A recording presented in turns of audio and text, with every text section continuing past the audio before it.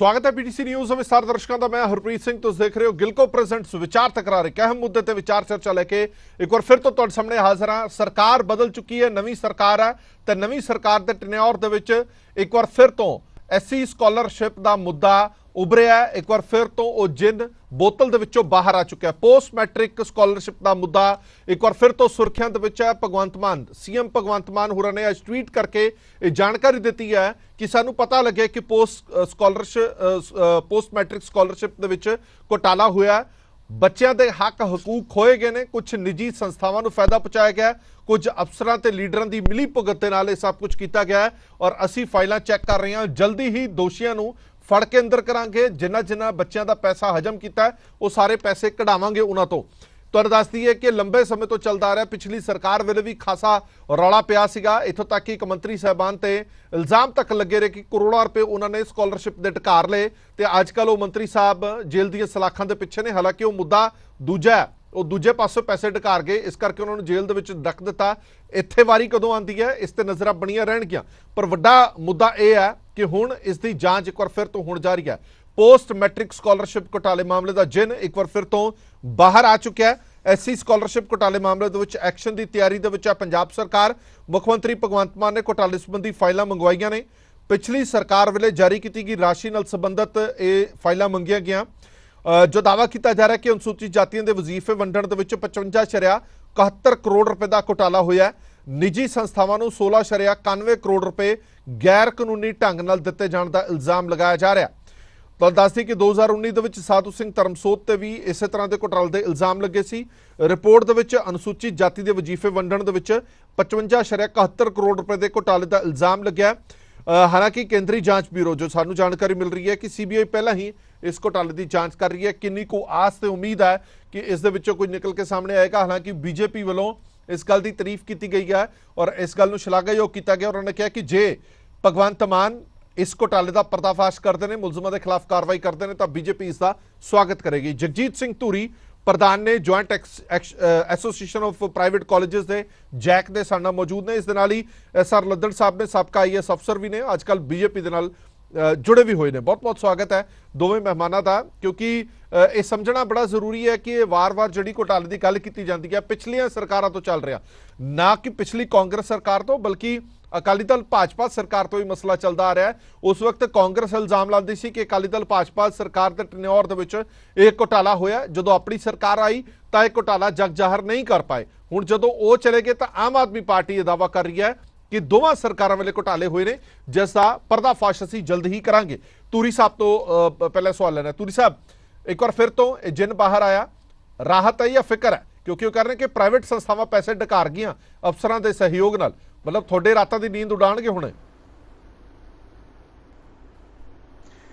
देखो जिहड़ा तुसीं कहंदे जिन्न बाहर आया ना, जिन्न पहलां सी, कल्ली बोटल है इन्हां कोल जिहदे विच खाली तुरी फिरदी है, कोई जिन्न नहीं हैगा। मैं सारा गल स्पष्ट कर दियां तुहानूं जी। ਇਹ 2007 ਤੋਂ पोस्ट मैट्रिक स्कॉलरशिप स्कीम ਚੱਲੀ ਸੀ, ਜਿਹੜੇ ਕਿ ਕੇਂਦਰ ਸਰਕਾਰ ਨੇ ਸਾਰੀ ਅਮਾਉਂਟ ਦੇਣੀ ਹੁੰਦੀ ਸੀ ਤੇ ਕਾਲਜਾਂ ਨੇ ਦਲਿਤ ਵਿਦਿਆਰਥੀਆਂ ਤੋਂ ਫੀਸ ਨਾ ਲੈ ਕੇ ਸਰਕਾਰ ਉਹਦੀ ਰੀਇੰਬਰਸਮੈਂਟ ਕਰਦੀ ਹੁੰਦੀ ਸੀ। ਠੀਕ ਹੈ, ਇਹ ਕੰਮ ਠੀਕ ਠਾਕ ਚੱਲਦਾ ਰਿਹਾ ਤੇ 2017 ਤੱਕ 16-17 ਸੈਸ਼ਨ ਤੱਕ ਜੀ, क्योंकि केंद्र सरकार की स्कीम ही 2016-17 तक सी ते इस केंद्र ने पहले कह दिता सी 2013 दे विच भी जिहड़ी लास्ट लायबिलिटी होगी उस तो बाद जिहड़ी राज सरकार होगी, सूबा सरकार होगी, वो इस पोस्ट मैट्रिक स्कॉलरशिप स्कीम नूं चलाऊगी। साडी 2016-17 दे विच 800.31 करोड़ लायबिलिटी सी जो केंद्र सरकार ने दित्ती 16-17 सैशन की कल्ले दी ते 17-18 विच साडी ये घट के रह गई 620 करोड़, 18-19 499 करोड़, 19-20 428 करोड़। ठीक है, ये तिन्ने सैशन की जिहड़ी अमाउंट सी ये पंजाब सरकार ने देनी सी। ये घोटाला मैं सीधे तौर पर पहला भी कहता रहा, हुण भी कह रहा, ये कांग्रेस सरकार का ये घोटाला कालजां दा नहीं हैगा। ये कांग्रेस सरकार दौरान जिहड़ा हैगा 1549 करोड़ रुपए का 1563.77 करोड़ रुपए का घोटाला, क्योंकि इन्होंने गुमराह किया सारे दलित विद्यार्थियों को गुमराह किया, लोगों को गुमराह किया भी केंद्र पैसे नहीं भेज रहा। केंद्र ने तो किसी पूरे इंडिया के किसी सूबे में 16-17 18-19 के पैसे नहीं भेजे, इसलिए उन्होंने 5 साल ऑडिट कर करके टपा दिते। ਔਰ ਜਿਹੜਾ ਹੁਣ ਦੁਬਾਰੇ ਗੱਲ ਕੀਤੀ ਜਾ ਰਹੀ ਹੈ ਵੀ ਅਸੀਂ ਆਡਿਟ ਕਰਾਂਗੇ, ਅਸੀਂ ਤਾਂ ਇਸੇ ਗੱਲ ਤੇ ਖੁਸ਼ ਹਾਂ ਵੀ ਸਾਡੇ 17 18 18 19 19 20 ਦੇ ਆਡਿਟ ਕਰਨਗੇ। ਜੇ ਕਰਨਗੇ ਤਾਂ ਸਾਡੇ ਜਿਹੜੇ 1563 ਕਰੋੜ ਰੁਪਇਆ ਦਲਿਤ ਵਿਦਿਆਰਥੀਆਂ ਦਾ ਉਹ ਜਾਰੀ ਹੋਊਗਾ, ਜਿਹਦੇ ਚ ਪ੍ਰਾਈਵੇਟ ਸੰਸਥਾਵਾਂ ਦਾ 1043 ਕਰੋੜ ਰੁਪਇਆ। ਅੱਛਾ ਚਲੋ ਇੱਕ ਮਿੰਟ ਰੁਕੋ ਤੁਰੀ ਸਾਹਿਬ, ਇੱਕ ਸੈਕਿੰਡ ਰੁਕੋ ਨਾ, ਇੱਕ ਸੈਕਿੰਡ ਰੁਕੋ, ਮੈਂ ਆਣਾ ਤੁਹਾਡੇ ਕੋਲ, ਮੈਂ ਤੁਹਾਡੇ ਕੋਲ ਹੀ ਵਾਪਸ ਆਣਾ।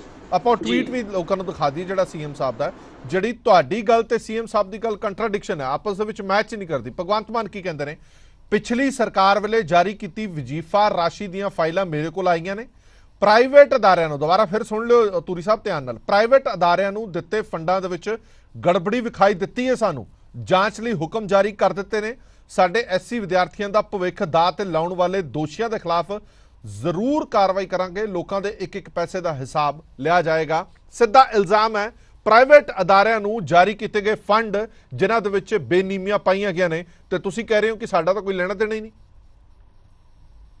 ਹਾਂ, ਇਹ ਮੈਂ ਸਪਸ਼ਟ ਕਰ ਦਿਆਂ ਸਰ, ਇਹ 17 18 18 19 19 20 ਦਾ ਪੈਸਾ ਕੋਈ ਆਇਆ ਹੀ ਨਹੀਂ ਜੀ। ਹੁਣ ਰਹੇਗੀ ਗੱਲ 15 16 ਜਾਂ ਉਸ ਤੋਂ ਪਹਿਲਾਂ ਦਾ ਪੈਸਾ ਸੀ ਜਿਹੜੇ ਦੇ ਕਹਿੰਦੇ ਨੇ ਵੀ ਘੁਟਾਲਾ ਹੋਇਆ। ਘੁਟਾਲਾ ਕਿਸ ਗੱਲ ਦਾ ਹੋਇਆ? ਇੱਕ ਵਿਦਿਆਰਥੀ ਨੇ ਬੀਟੈਕ ਦੇ ਵਿੱਚ 4 ਸਾਲਾ ਕੋਰਸ 'ਚ ਐਡਮਿਸ਼ਨ ਲਈ, ਠੀਕ ਹੈ, ਉਹਨੇ 2 ਸਾਲ ਪੂਰੇ ਕਰ ਲਏ, ਉਸ ਤੋਂ ਬਾਅਦ ਛੱਡ ਗਿਆ। ਕਾਲਜ ਨੇ ਕਲੇਮ ਕਰ ਲਏ ਪੈਸੇ, ਕਿਉਂਕਿ ਕਲੇਮ ਕਰਨੇ ਸੀ, ਕਿਉਂਕਿ ਪੜ੍ਹ ਰਿਹਾ ਸੀਗਾ। ਆਡਿਟ ਵਾਲਿਆਂ ਨੇ ਕੀ ਕੀਤਾ, ਉਹਨਾਂ ਦੇ ਸਾਰੇ ਪੈਸੇ ਕੱਟ ਦਿੱਤੇ, ਕਹਿ ਦਿੱਤਾ ਵੀ ਜਿਹੜੇ ਬੱਚੇ ਛੱਡ ਗਏ ਅਸੀਂ ਉਹਦੇ ਪੈਸੇ ਨਹੀਂ ਦੇਣੇ, ਉਹ ਰਿਕਵਰੀ ਪਾਤੀ, ਰਿਕਵਰੀ ਦੇ ਉੱਤੇ 9% ਵਿਆਜ ਲਗਾਤਾ। ਇਹ ਬੜੀ ਇੱਕ ਹੈਰਾਨੀ ਦੀ ਗੱਲ ਆ, ਜਿਹੜੇ ਗੱਲ ਨੂੰ ਘੁਟਾਲਾ ਕਿਹਾ ਜਾਂਦਾ ਉਹ ਪੈਸੇ ਕਾਲਜਾਂ ਨੂੰ ਮਿਲੇ ਨਹੀਂ। ਘੁਟਾਲਾ ਕੀ ਹੋ ਗਿਆ? ਅਗਰ ਇੱਕ ਕਾਲਜ ਨੇ, ਮੰਨ ਲਓ ਆਪਾਂ ਕਹੀਏ ਇੱਕ ਕਾਲਜ ਨੇ 1 ਕਰੋੜ ਰੁਪਏ ਲੈਣਾ ਸੀ, ਠੀਕ ਹੈ, ਉਹਨੇ ਹਜੇ ਡਿਮਾਂਡ ਕੀਤੀ ਆ, ਦਿੱਤਾ ਉਹਨੂੰ ਸਿਰਫ 10 ਲੱਖ ਰੁਪਈਆ, ਜਿਹੜਾ ਕਹਿੰਦੇ 90 ਲੱਖ ਰੁਪਈਆ ਤੁਸੀਂ ਜਿਹੜਾ ਡਿਮਾਂਡ ਕਰ ਲਿਆ, ਠੀਕ ਹੈ ਜੀ ਗੱਲ, ਉਹ ਵੀ ਘੁਟਾਲੇ ਚ ਕਾਊਂਟ ਬਣਾਈ ਜਾ ਰਹੇ ਨੇ, ਜਿਹੜਾ ਹਜੇ ਅਮਾਉਂਟ ਦਿੱਤੀ ਨਹੀਂ ਹੈਗੀ ਉਹ ਵੀ ਘੁਟਾਲੇ ਚ ਕਾਊਂਟ ਹੋ ਗਿਆ। ਸੋ ਇਸ ਲਈ ਦਿੱਤਾ ਕੁਛ ਨਹੀਂ, ਠੀਕ ਹੈ ਹਰਪ੍ਰੀਤ ਜੀ, ਦਿੱਤਾ ਕੁਛ ਨਹੀਂ ਹੈਗਾ, ਘੁਟਾਲਾ ਕਹਿ ਕੇ ਹੀ ਗੁੰਮਰਾਹ ਕਰ ਲਿਆ ਗਿਆ। ਅਸੀਂ ਫੇਰ ਕਹਿ ਰਹੇ ਹਾਂ ਵੀ ਅਗਰ ਕੋਈ ਦੋਸ਼ੀ ਆ ਉਹਨੂੰ ਸਖਤ ਸਜ਼ਾ ਦਿਓ, ਪਰੰਤੂ ਇਸ ਚੱਕਰ ਦੇ ਵਿੱਚ ਪੰਜਾਬ ਦੇ 50% ਕਾਲਜ ਬੰਦ ਹੋ ਚੁੱਕੇ ਨੇ। ਇਹ ਆਪਣੇ ਐਸਟੀ ਦਲਿਤ ਵਿਦਿਆਰਥੀਆਂ ਦੀ ਗਿਣਤੀ ਜਿਹੜੀ ਹੈਗੀ ਆ ਬਹੁਤ ਘਟ ਗਈ ਹੈ, ਤੇ ਮੈਂ ਦੱਸਣਾ ਚਾਹੂੰਗਾ ਵੀ 2016-17 ਚ 3,16,000 ਵਿਦਿਆਰਥੀ ਸੀਗਾ, ਤੇ ਹੁਣ ਰਹਿ ਗਿਆ 1,80,000 ਵਿਦਿਆਰਥੀ। ਇਹ ਇਸੇ ਪਾਲਿਸੀ ਕਰਕੇ ਰਿਹਾ ਕਿਉਂਕਿ ਦਲਿਤ ਵਿਦਿਆਰਥੀ ਨੂੰ ਵਜੀਫਾ ਨਹੀਂ ਮਿਲਿਆ। ਠੀਕ ਹੈ, ਇੱਕ ਮਿੰਟ ਲੱਦਰ ਸਾਹਿਬ ਤੋਂ ਇੱਕ ਰਿਐਕਸ਼ਨ ਲੈ ਲਈਏ। ਲੱਦਰ ਸਾਹਿਬ, ਇਹ ਸਕੀਮ ਸੈਂਟਰ ਗਵਰਨਮੈਂਟ ਵੱਲੋਂ ਵੀ ਸਹਿਯੋਗ ਦੇ ਨਾਲ ਸ਼ੁਰੂ ਕੀਤੀ ਗਈ ਸੀਗੀ, ਜਿਵੇਂ ਧੂਰੀ ਸਾਹਿਬ ਹੋਰਾਂ ਨੇ ਦੱਸਿਆ ਕਿ ਇੱਕ ਟਾਈਮ ਪੀਰੀਅਡ ਫਿਕਸ ਕੀਤਾ ਗਿਆ ਸੀਗਾ, ਇਸ ਪੀਰੀਅਡ ਟਾਈਮ ਤੱਕ ਅਸੀਂ ਪੈਸਾ ਦੇਵਾਂਗੇ, ਨਾਲ ਸਹਿਯੋਗ ਸਟੇਟ ਗਵਰਨਮੈਂਟ ਕਰੇਗੀ, ਪਰ ਇਹ ਗੱਲ ਕਲੀਅਰ ਕਰ ਦਿੱਤੀ ਗਈ ਸੀ ਕਿ ਇਸ ਟਾਈਮ ਤੋਂ ਬਾਅਦ ਅਸੀਂ ਸਕੀਮ ਨਹੀਂ ਦੇਵਾਂਗੇ। ਹੈਰਾਨਗੀ ਦੀ ਗੱਲ ਇਹ ਰਹੀ, ਕਿਉਂਕਿ ਮੈਂ ਵੀ ਇਸ ਮੁੱਦੇ ਨਾਲ ਕਾਫੀ ਲੰਬੇ ਸਮੇਂ ਤੋਂ ਜੁੜਿਆ ਹੋਇਆ, ਉਹ ਪੋਰਟਲ ਬੰਦ ਨਹੀਂ ਕੀਤਾ ਗਿਆ, ਪੰਜਾਬ ਸਰਕਾਰ ਵੱਲੋਂ ਸ਼ੁਰੂ ਕੀਤਾ ਗਿਆ ਉਹ ਪੋਰਟਲ ਬੰਦ ਨਹੀਂ ਕੀਤਾ ਗਿਆ। ਉਹ ਬੱਚਿਆਂ ਨੇ ਉਸ ਪੋਰਟਲ ਤੇ ਆਪਣੀਆਂ ਐਪਲੀਕੇਸ਼ਨ ਦਿੰਦੇ ਰਹੇ, ਅਪਲਾਈ ਕਰਦੇ ਰਹੇ, ਕਾਲਜਾਂ ਦੇ ਵਿੱਚ ਐਡਮਿਸ਼ਨ ਲੈਂਦੇ ਰਹੇ। ਨਾ ਤਾਂ ਉਹਨਾਂ ਬੱਚਿਆਂ ਨੂੰ ਸਪਸ਼ਟ ਕੀਤਾ ਗਿਆ ਕਿ ਤੁਹਾਨੂੰ ਵਜੀਫਾ ਨਹੀਂ ਮਿਲੇਗਾ ਕਿਉਂਕਿ ਸਕੀਮ ਬੰਦ ਹੋ ਚੁੱਕੀ ਹੈ, ਔਰ ਨਾ ਹੀ ਉਹਨਾਂ ਬੱਚਿਆਂ ਨੇ ਅੱਗੇ ਪਰਸਿਊ ਕਰ ਪਾਏ ਹੋ ਕਿ ਉਹ ਆਪਣੀਆਂ ਫੀਸਾਂ ਉਹਨਾਂ ਨੂੰ ਖੁਦ ਭਰਨੀਆਂ ਪੈਣੀਆਂ। ਸੋ ਲੱਦੜ ਸਾਹਿਬ, ਹੁਣ ਜੇ ਸਰਕਾਰ ਐਕਸ਼ਨ ਲੈ ਰਹੀ ਹੈ, ਸਰਕਾਰ ਇਹ ਦਾਅਵਾ ਕਰ ਰਹੀ ਹੈ ਕਿ ਪ੍ਰਾਈਵੇਟ ਅਦਾਰਿਆਂ ਨੂੰ ਫालतू ਪੈਸੇ ਦਿੱਤੇ ਗਏ ਨੇ, ਤੁਹਾਨੂੰ ਉਮੀਦ ਹੈ ਕਿ ਇਹ ਮਸਲਾ ਕਿਸੇ ਸਿਰੇ ਚੜੇਗਾ? ਹਰਪ੍ਰੀਤ ਜੀ, ਇਹ ਜਿਹੜੀ ਸਕੀਮ ਹੈਗੀ ਆ, ਇਹ ਇੱਕ ਮੁੱਢੋਂ ਹੀ ਬਹੁਤ ਹੀ ਇਲ ਕਨਸੀਵਡ ਸਕੀਮ ਸੀਗੀ। ਤੁਸੀਂ ਆਪਣਾ ਕਿਵੇਂ ਕਰ ਸਕਦੇ ਹੋ ਕਿ 10 ਸਾਲਾਂ ਵਾਸਤੇ ਤਾਂ ਤੁਸੀਂ ਬੱਚਿਆਂ ਨੂੰ ਵਜੀਫਾ ਦਿਓਗੇ ਕਿ ਕੀ 10 ਸਾਲਾਂ ਬਾਅਦ ਉਹਨਾਂ ਦੇ ਸਮਾਜ ਦੀ, ਮਾਂ ਪਿਓ ਦੀ ਹਾਲਤ ਕੀ, ਉਹ ਗਰੀਬੀ ਚੋਂ ਅਮੀਰੀ ਚ ਆ ਜਾਣਗੇ? ਕੀ ਉਹਨਾਂ ਨੂੰ ਪੜ੍ਹਾਈ ਦੀ ਲੋੜ ਨਹੀਂ ਹੈ? ਤੁਸੀਂ ਆਪਣਾ ਸਾਰਾ ਬੋਝ ਜਿਹੜਾ ਹੈਗਾ ਆ ਉਹ ਸਟੇਟ ਗਵਰਨਮੈਂਟ ਤੇ ਕਿਵੇਂ ਪਾ ਦਿਓਗੇ? ਤੇ ਕਈ ਸਟੇਟ ਗਵਰਨਮੈਂਟ ਦੇ ਕੋਲ ਰਿਸੋਰਸਸ ਹੈਗੇ ਆ ਕਿ ਜਿਹਦੇ ਵਿੱਚੋਂ ਉਹ ਖੁਦ ਆਪਣੇ ਲੋਕਾਂ ਨੂੰ, ਉਹ ਬੱਚਿਆਂ ਨੂੰ ਵਜੀਫੇ ਦੇਣ। ਨੰਬਰ 1। ਨੰਬਰ 2 ਦੇ ਉੱਤੇ ਹਰਪ੍ਰੀਤ ਜੀ, ਇਹ ਜਦੋਂ ਸਕੀਮ ਸ਼ੁਰੂ ਹੋਈ ਆ, ਉਸ ਤੋਂ ਬਾਅਦ ਜਦੋਂ ਇਹ ਸਕੀਮ ਖਤਮ ਹੋਈ ਆ, ਉਸ ਵੇਲੇ 1 ਲੱਖ ਤੋਂ ਉੱਪਰ ਵਿਦਿਆਰਥੀਆਂ ਦੀ ਗਿਣਤੀ ਵੱਧ ਗਈ ਸੀ। ਜਿਵੇਂ ਧੂਰੀ ਸਾਹਿਬ ਨੇ ਵੀ ਦੱਸਿਆ, ਇਹ ਵਿਦਿਆਰਥੀਆਂ ਦੀ ਗਿਣਤੀ 1/3 ਤੋਂ ਵੀ ਘਟ ਗਈ ਹੈ। ਉਹ ਵਿਦਿਆਰਥੀ ਕਿੱਥੇ ਗਏ? ਇਹਦਾ ਮਤਲਬ ਇਹ ਹੈਗਾ, ਸਿੱਧਾ ਮੈਨੂੰ ਇਹ ਲੱਗਦਾ ਕਿ ਇਹ ਜਿਹੜੇ ਪ੍ਰਾਈਵੇਟ ਅਦਾਰੇ ਆ ਜਿਨ੍ਹਾਂ ਦੀ ਵਕਾਲਤ ਧੂਰੀ ਸਾਹਿਬ ਕਰ ਰਹੇ ਹੈਗੇ ਆ, ਇਹ ਮੈਂ ਸਮਝਦਾ ਹੈਗਾ ਆ ਕਿ ਇਹ ਇੰਨਾ ਦੁੱਧ ਧੋਤੇ ਨਹੀਂ ਹੈਗੇ, ਨਾ ਹੀ ਜਿਹੜਾ ਮਹਿਕਮਾ ਭੇਜਣ ਵਾਲਾ ਪੈਸੇ ਆ ਉਹ ਕੋਈ ਇਮਾਨਦਾਰੀ ਨਾਲ ਉਹਨੇ ਕੰਮ ਕੀਤਾ। ਇਸ ਕਰਕੇ ਇਹ ਜਿਹੜੇ ਪੈਸੇ ਹੈਗੇ ਆ, ਇਹਦੇ ਆਪਣਾ ਬਹੁਤ ਸਾਰੀਆਂ ਜਿਹੜੀਆਂ ਹਾਜ਼ਰੀਆਂ ਆ ਉਹਨਾਂ ਨੂੰ ਇਨਫਲੇਟ ਕਰਕੇ ਦਿਖਾਇਆ ਗਿਆ। ਇੱਕੋ ਹੀ ਵਿਦਿਆਰਥੀ ਨੂੰ ਅਲੱਗ-ਅਲੱਗ ਇੰਸਟੀਟਿਊਸ਼ਨ ਦੇ ਵਿੱਚ ਦਿਖਾ ਕੇ ਪੈਸੇ ਸਰਕਾਰ ਤੋਂ ਲਏ ਗਏ। ਤੁਸੀਂ ਦੇਖਿਆ ਹੋਣਾ ਆ ਕਿ ਬਹੁਤ ਸਾਰੇ ਇੱਕ ਕਾਲਜ ਨੇ ਆਪਣਾ ਖੋਲਿਆ ਤੇ ਬਾਅਦ ਵਿੱਚ ਕੀ ਕਰਤਾ, ਗਰੁੱਪ ਆਫ ਕਾਲਜਸ, ਬਹੁਤ ਸਾਰੇ ਇੰਸਟੀਟਿਊਸ਼ਨ ਹੈ ਜਿਹੜੇ ਇਸ ਨਾਂ ਦੇ ਅੰਡਰ ਕੰਮ ਕਰ ਰਹੇ ਆ ਕਿ ਉਹਨਾਂ ਦਾ ਗਰੁੱਪ ਆਫ ਕਾਲਜਸ ਹੈ। ਤੁਸੀਂ ਮੰਨਦੇ ਹੋ ਘੁਟਾਲਾ ਹੋਇਆ? ਪਹਿਲਾਂ ਤਾਂ ਇਹ ਸਪਸ਼ਟ ਕਰੋ, ਤੁਹਾਨੂੰ ਲੱਗਦਾ ਕਿ ਘੁਟਾਲਾ ਹੋਇਆ? ਮੈਂ ਤੁਹਾਨੂੰ ਹਰਪ੍ਰੀਤ ਜੀ ਦੱਸਣਾ ਚਾਹਨਾ ਕਿ ਮੇਰੇ ਮੰਨਣ ਦੀ ਗੱਲ ਤਾਂ ਮੀਡੀਆ ਦੇ ਵਿੱਚੋਂ ਇਹ ਆਵਾਜ਼ ਆ ਰਹੀ ਆ ਲਿਖਤੀ ਤੌਰ ਦੇ ਉੱਤੇ, ਪ੍ਰਿੰਟ ਮੀਡੀਆ, ਇਲੈਕਟ੍ਰੋਨਿਕ ਮੀਡੀਆ, ਲੇਕਿਨ ਜਿਹੜਾ ਮਹਿਕਮੇ ਦਾ ਪ੍ਰਿੰਸੀਪਲ ਸੈਕਟਰੀ ਸੀਗਾ ਉਹਨੇ ਖੁਦ ਆਪਣਾ ਕਿਹਾ ਕਿ ਜੀ ਆਪਣਾ 60 ਕਰੋੜ ਤੋਂ ਉੱਪਰ ਦਾ ਘੁਟਾਲਾ ਹੋਇਆ। ਜਿਹੜੀ ਚੀਫ ਸੈਕਟਰੀ ਨੂੰ ਉਹਨਾਂ ਨੇ ਰਿਪੋਰਟ ਭੇਜੀ ਸੀ, ਮੇਰੇ ਕਹਿਣ ਦੀ ਤਾਂ ਗੱਲ ਹੀ ਨਹੀਂ ਹੈ, ਜਿਹੜਾ ਮਹਿਕਮੇ ਦਾ ਆਪਣਾ ਸੈਕਟਰੀ ਆ ਉਹਨੇ ਮੰਨਿਆ ਕਿ ਘੁਟਾਲਾ ਹੋਇਆ। तो इस करके गल वखरी है कि क्लीन चिट उस वेले दे दी गई, क्लीन चिट दे दी गई ते उस सैकटरी दा तबादला भी कर दिता गया। वो गल वखरी है कि सरकारां ने एक्शन नहीं लिया। हरप्रीत जी एक गल एप्रीशिएबल है कि भगवंत मान दी सरकार करप्ट लोकां दे मगर पई हुई है, लेकिन मैं तुहानू इत्थे ये भी कहना चाहना कि ये जिहड़ी सरकार हैगी आ ये अपना हाथी के दांत खाने के और दिखाने के और है। ये कोई अपना दलितां दे वैलविशर वाली सरकार नहीं हैगी। जे एनी वैलविशर सिगा ते 7 मैंबर पार्लीमेंटां दे जिहड़े भेजे हैगे नोमीनेट करके उन्हां दे विचों एक भी दलित नहीं है, ਜਦੋਂ ਕਿ 35% ਆਬਾਦੀ ਦਲਿਤਾਂ ਦੀ ਹੈਗੀ ਆ। ਅੱਜ ਹੋ ਰਿਹਾ ਲੱਧਰ ਸਾਹਿਬ ਮੁੱਦਾ ਆਪਣਾ ਹੋ ਰਿਹਾ। ਅੱਜ ਆਪਾਂ ਮੁੱਦੇ ਤੇ ਰਹੀ ਐਜੂਕੇਸ਼ਨ ਦਾ। ਇੱਕ ਹੁਣ ਮੁੱਦੇ ਤੇ ਆ ਰਿਹਾ, ਮੈਂ ਇੱਕ ਸਵਾਲ ਤੁਹਾਡੇ ਤੋਂ ਵੀ ਲੈਣਾ ਚਾਹਨਾ। ਬੀਜੇਪੀ ਦੀ ਸੈਂਟਰ ਗਵਰਨਮੈਂਟ ਹੈਗੀ ਹੈ, ਤੁਸੀਂ ਇਹ ਮੰਨਦੇ ਹੋ ਕਿ ਕੋਈ ਵੀ ਸਟੇਟ ਗਵਰਨਮੈਂਟ ਹੈਗੀ ਹੈ ਕਿ ਉਹਦੇ ਕੋਲ ਐਡਾ ਖਜ਼ਾਨਾ ਹੈਗਾ ਕਿ ਉਹ ਐਸਸੀ ਬੱਚਿਆਂ ਦੀ ਪੂਰੀ ਤਰ੍ਹਾਂ ਦੇ ਨਾਲ ਸਕਾਲਰਸ਼ਿਪ ਕਰ ਸਕਦੀ ਹੈ? ਫਿਰ ਤੁਹਾਨੂੰ ਨਹੀਂ ਲੱਗਦਾ ਕਿ ਕੇਂਦਰ ਸਰਕਾਰ ਨੂੰ ਵੀ ਸਹਿਯੋਗ ਕਰਨਾ ਚਾਹੀਦਾ ਨਾ? ਕੇਂਦਰ ਸਰਕਾਰ ਤਾਂ ਪਹਿਲੇ ਹੀ ਹੱਥ ਖੜੇ ਕਰਕੇ ਕਿ ਅਸੀਂ ਨਹੀਂ ਦੇਣੇ, ਹੁਣ ਤੁਸੀਂ ਆਪਣੇ ਹਿਸਾਬ ਨਾਲ ਕਰੋ। देखो जी अपना जी फाइनेंशियल हेल्प है ये अपना उन्होंने जो स्कीम सेंटर गवर्नमेंट ने शुरू की सी उस वेले अपना तुहानू याद होएगा कि कांग्रेस की गवर्नमेंट सी जी जी मैंने याद उन्होंने 10 साल वास्ते स्कीम शुरू की सी और जदों 2014 दे विच बीजेपी की गवर्नमेंट आई तो उन्होंने पहली सरकार का जो फैसला सीगा उन्होंने इंटैक्ट रखा।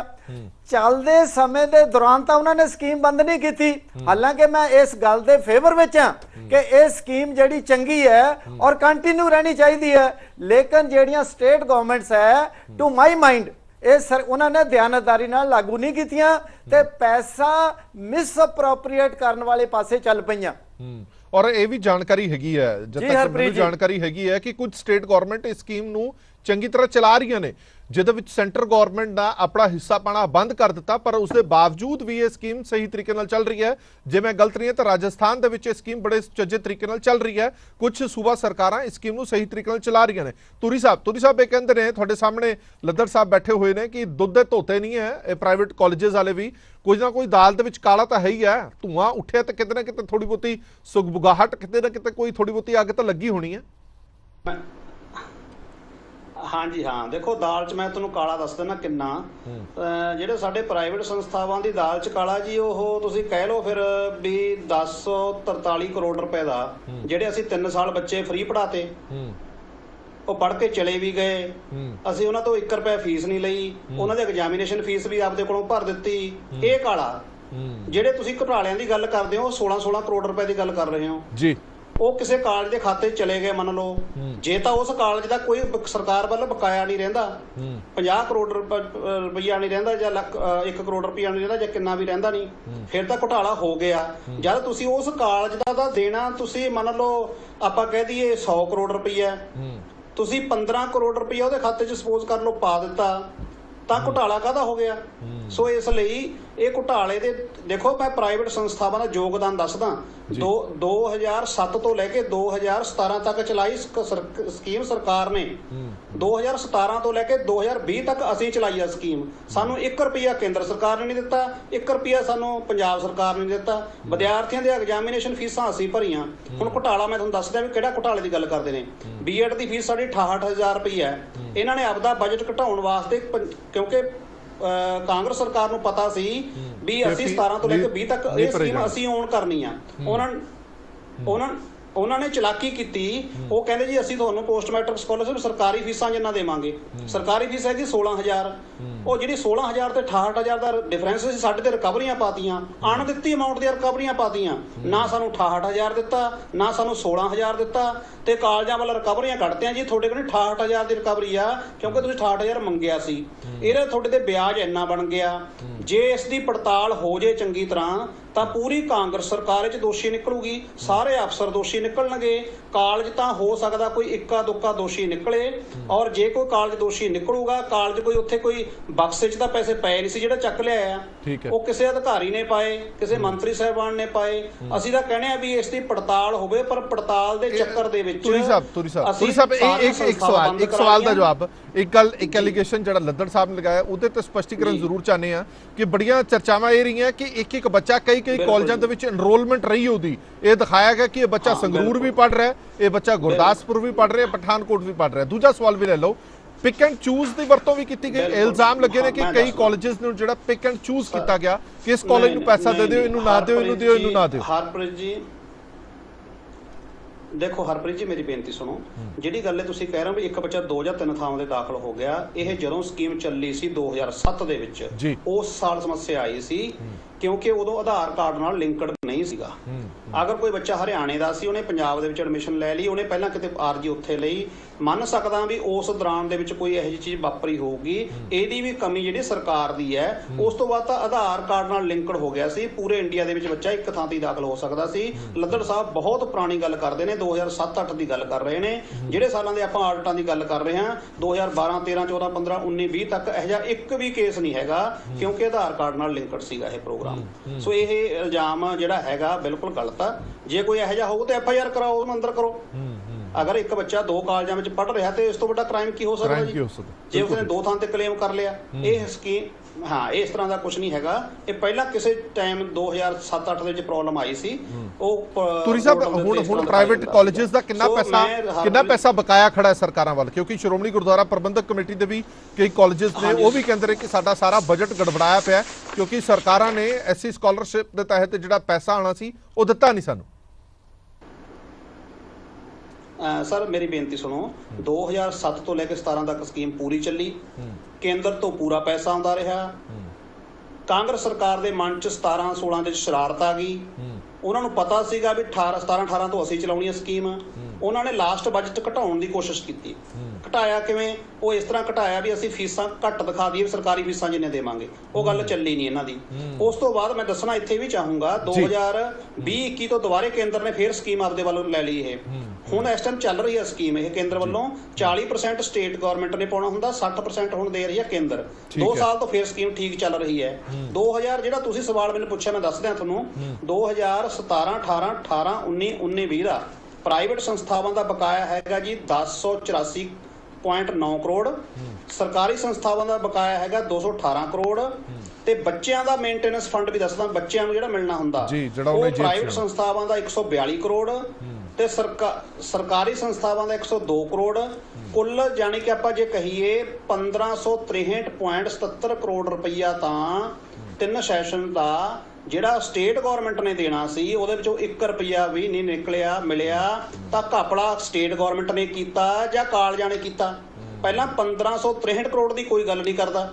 ਜਿਹੜਾ ਕੋਈ 16 ਕਰੋੜ ਕਿਸੇ ਦਾ ਵੱਧ ਘੱਟ ਪੈ ਗਿਆ, ਉਹ 'ਚ ਪਤਾ ਨਹੀਂ ਕਿੰਨਾ ਝੂਠ ਆ ਕਿੰਨਾ ਸੱਚ ਆ। ਮੁੜ ਕੇ 5 ਸਾਲ ਪਹਿਲਾਂ ਤੋਂ 16 ਕਰੋੜ ਦੀ ਗੱਲ ਹੋਈ ਜਾਂਦੀ ਹੈ। ਮੈਂ ਇੰਨੇ ਸਾਲਾਂ ਤੋਂ ਰੌਲਾ ਪਾ ਰਿਹਾ ਵੀ ਸਟੇਟ ਗਵਰਨਮੈਂਟ ਨਾਮ ਲੈ ਕੇ ਕਹਿ ਰਿਹਾ, ਕਾਂਗਰਸ ਗਵਰਨਮੈਂਟ ਨੇ ਸ਼ਰੇਆਮ ਘਪਲਾ ਕੀਤਾ, ਲੋਕਾਂ ਨੂੰ ਗੁੰਮਰਾਹ ਕੀਤਾ। ਬੱਚਿਆਂ ਦੇ ਪੋਰਟਲ ਖੋਲੇ ਵੀ ਤੁਹਾਨੂੰ ਪੋਸਟ ਮੈਟ੍ਰਿਕ ਸਕਾਲਰਸ਼ਿਪ ਮਿਲੂਗਾ, ਸਾਡੇ ਗਲ 'ਚ ਅੰਗੂਠਾ ਦਿੱਤਾ ਵੀ ਤੁਸੀਂ ਇਹਨਾਂ ਤੋਂ ਫੀਸਾਂ ਨਹੀਂ ਲੈਣੀਆਂ। ਠੀਕ ਹੈ, ਸਾਡੇ ਤੁਹਾਨੂੰ ਯਾਦ ਹੋਊਗਾ ਜਲੰਧਰ ਸਾਡੇ ਤੋਂ ਸਰਟੀਫਿਕੇਟ ਯੂਨੀਵਰਸਿਟੀ ਰੋਕਲੇ ਸੀਗੇ ਦਵਾਏ। ਅਸੀਂ ਬੱਚੇ ਪੜ੍ਹਾ ਕੇ ਤੋਰ ਵੀ ਦਿੱਤੇ, ਉਹਨਾਂ ਦੇ ਐਗਜ਼ਾਮੀਨੇਸ਼ਨ ਫੀਸਾਂ ਵੀ ਦਿੱਤੀਆਂ। 1563.77 ਕਰੋੜ ਰੁਪਏ ਦਾ ਘਪਲਾ ਪੰਜਾਬ ਸਰਕਾਰ ਨੇ ਕੀਤਾ, ਕਾਂਗਰਸ ਸਰਕਾਰ ਨੇ ਕੀਤਾ। ਮੈਂ ਕਹਿ ਰਿਹਾ ਸਪਸ਼ਟ, ਉਦੋਂ ਵੀ ਕਹਿੰਦਾ ਰਿਹਾ। ਚਲੋ ਠੀਕ ਹੈ, ਇੱਕ ਮਿੰਟ ਮੈਂ ਲੱਦੜ ਸਾਹਿਬ ਤੋਂ ਇੱਕ ਕਰੈਕਸ਼ਨ, ਵਾਪਸ ਆ ਰਿਹਾ ਮੈਂ ਤੁਹਾਡੇ ਕੋਲ। ਲੱਦੜ ਸਾਹਿਬ, ਸਵਾਲ ਇਹ ਖੜਾ ਹੁੰਦਾ ਓਵਰਆਲ ਕਾਲਜ ਵਾਲੇ ਤਾਂ ਆਪਣਾ ਦੁੱਖ ਬਿਆਨ ਕਰ ਹੀ ਰਹੇ ਨੇ ਕਿ ਕਰੋੜਾਂ ਰੁਪਏ ਦੀ ਦੇਣਦਾਰੀ ਉਹਨਾਂ ਵੱਲ ਖੜੀ ਹੈ ਤੇ ਕਈ ਕਾਲਜਸ ਬੰਦ ਵੀ ਹੋ ਗਏ ਕਿਉਂਕਿ ਉਹ ਖਰਚਾ ਬੀਅਰ ਨਹੀਂ ਕਰ ਸਕੇ। ਪਰ ਇਸ ਸਭ ਦੇ ਵਿੱਚ ਸਭ ਤੋਂ ਵੱਡਾ ਨੁਕਸਾਨ ਜਿਹੜਾ ਹੋਇਆ ਉਹ ਅਸੀਂ ਅੱਖੋਂ ਪਰੋਖੇ ਨਹੀਂ ਕਰ ਸਕਦੇ, ਉਹ ਹੈ 80 ਬੱਚਿਆਂ ਦਾ ਨੁਕਸਾਨ ਹੋਇਆ। ਮਤਲਬ ਇਨਰੋਲਮੈਂਟ ਅੱਧੇ ਤੋਂ ਵੀ ਘਟ ਗਈ। ਜਿੰਨੇ 3 ਲੱਖ ਬੱਚਾ ਜਿਹੜਾ ਪਹਿਲਾਂ ਇਨਰੋਲਮੈਂਟ ਹੋਇਆ ਉਸ ਤੋਂ ਹੁਣ 1.5 ਲੱਖ ਬੱਚਾ ਇਨਰੋਲਮੈਂਟ ਹੋਇਆ। ਉਹ ਜਿਹੜੇ ਬੱਚਿਆਂ ਦਾ ਨੁਕਸਾਨ ਹੋਇਆ ਉਹਦੀ ਭਰਪਾਈ ਕੌਣ ਕਰੇਗਾ? ਉਹਦੇ ਲਈ ਜ਼ਿੰਮੇਵਾਰ ਕੌਣ ਹੈ? ਉਹਦੇ ਲਈ ਨਹੀਂ ਫਿਰ ਇਹ ਤੈਅ ਕੀਤਾ ਜਾਣਾ ਚਾਹੀਦਾ ਕਿ ਕੌਣ ਦੋਸ਼ੀ ਹੈ, ਉਹਦੇ ਖਿਲਾਫ ਕਾਰਵਾਈ ਨਹੀਂ ਹੋਣੀ ਚਾਹੀਦੀ, ਭਾਵੇਂ ਉਹ ਸਰਕਾਰੀ ਅਫਸਰ ਹੋਣ, ਮੁਲਾਜ਼ਮ ਹੋਣ ਜਾਂ ਕੋਈ ਮਿਨਿਸਟਰ ਹੋਵੇ ਜਾਂ ਸੈਕਟਰੀ ਹੋਵੇ। ਹਰਪ੍ਰੀਤ ਜੀ ਤੁਸੀਂ ਬਿਲਕੁਲ ਠੀਕ ਕਹਿ ਰਹੇ ਹੋ, ਇਹ ਕਾਰਵਾਈ ਹੋਣੀ ਚਾਹੀਦੀ ਆ, ਲੇਕਿਨ ਇਹਦੇ ਵਾਸਤੇ ਮੁੱਖ ਮੰਤਰੀ ਤੋਂ ਲੈ ਕੇ ਥੱਲੇ ਆਪਣੇ ਜਿਹੜੇ ਸਰਕਾਰੀ ਅਫਸਰ ਹੈ ਸਾਰੇ ਜ਼ਿੰਮੇਵਾਰ ਹੈ।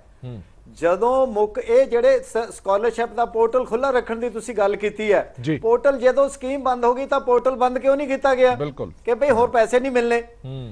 ਜੇ ਪੋਰਟਲ ਖੁੱਲਾ ਰੱਖਿਆ ਗਿਆ ਤਾਂ ਸਰਕਾਰ ਨੇ ਪੈਸੇ ਕਿਉਂ ਨਹੀਂ ਦਿੱਤੇ? ਜਦੋਂ ਆਪਣਾ ਪ੍ਰਾਈਵੇਟ ਕਾਲਜਸ ਦੇ ਗੱਲ ਵਿੱਚ ਗੂਠਾ ਦੇ ਕੇ ਡਿਗਰੀਆਂ ਦਵਾਈਆਂ ਗਈਆਂ, ਫੀਸਾਂ ਤੋਂ ਮਨਾ ਕਰ ਦਿੱਤਾ ਗਿਆ, ਤਾਂ ਸਰਕਾਰ ਨੇ ਅਸ਼ੋਰ ਕੀਤਾ ਕਿ ਅਸੀਂ ਪੈਸੇ ਦੇਵਾਂਗੇ, ਤਾਂ ਪੈਸੇ ਕਿਉਂ ਨਹੀਂ ਦਿੱਤੇ? ਬਹੁਤ ਸਾਰਾ ਜਿਹੜਾ ਹੈਂਕੀ ਪੈਂਕੀ ਹੋਈ ਆ, ਤੁਹਾਨੂੰ ਯਾਦ ਹੋਣਾ ਆ ਇੱਕ ਡਾਇਰੈਕਟਰ ਵੈਲਫੇਅਰ ਸੀਗਾ ਜਿਹੜਾ ਕਿ ਅੱਜ ਕੱਲ ਵੀ ਐਮਐਲਏ ਆ, ਬਿਲਕੁਲ ਪਿਕ ਐਂਡ ਚੂਜ਼ ਕੀਤਾ ਗਿਆ। ਉਹਦੇ ਕਹਿਣ ਦੇ ਉੱਤੇ ਬਹੁਤ ਸਾਰੇ ਕਾਲਜ ਜਿਹੜੇ ਉਹਦੇ ਹਲਕੇ ਦੇ ਪੈਂਦੇ ਸੀ ਫਗਵਾੜੇ ਦੇ, ਉਹਨਾਂ ਨੂੰ ਪੈਸੇ ਦਿੱਤੇ ਗਏ।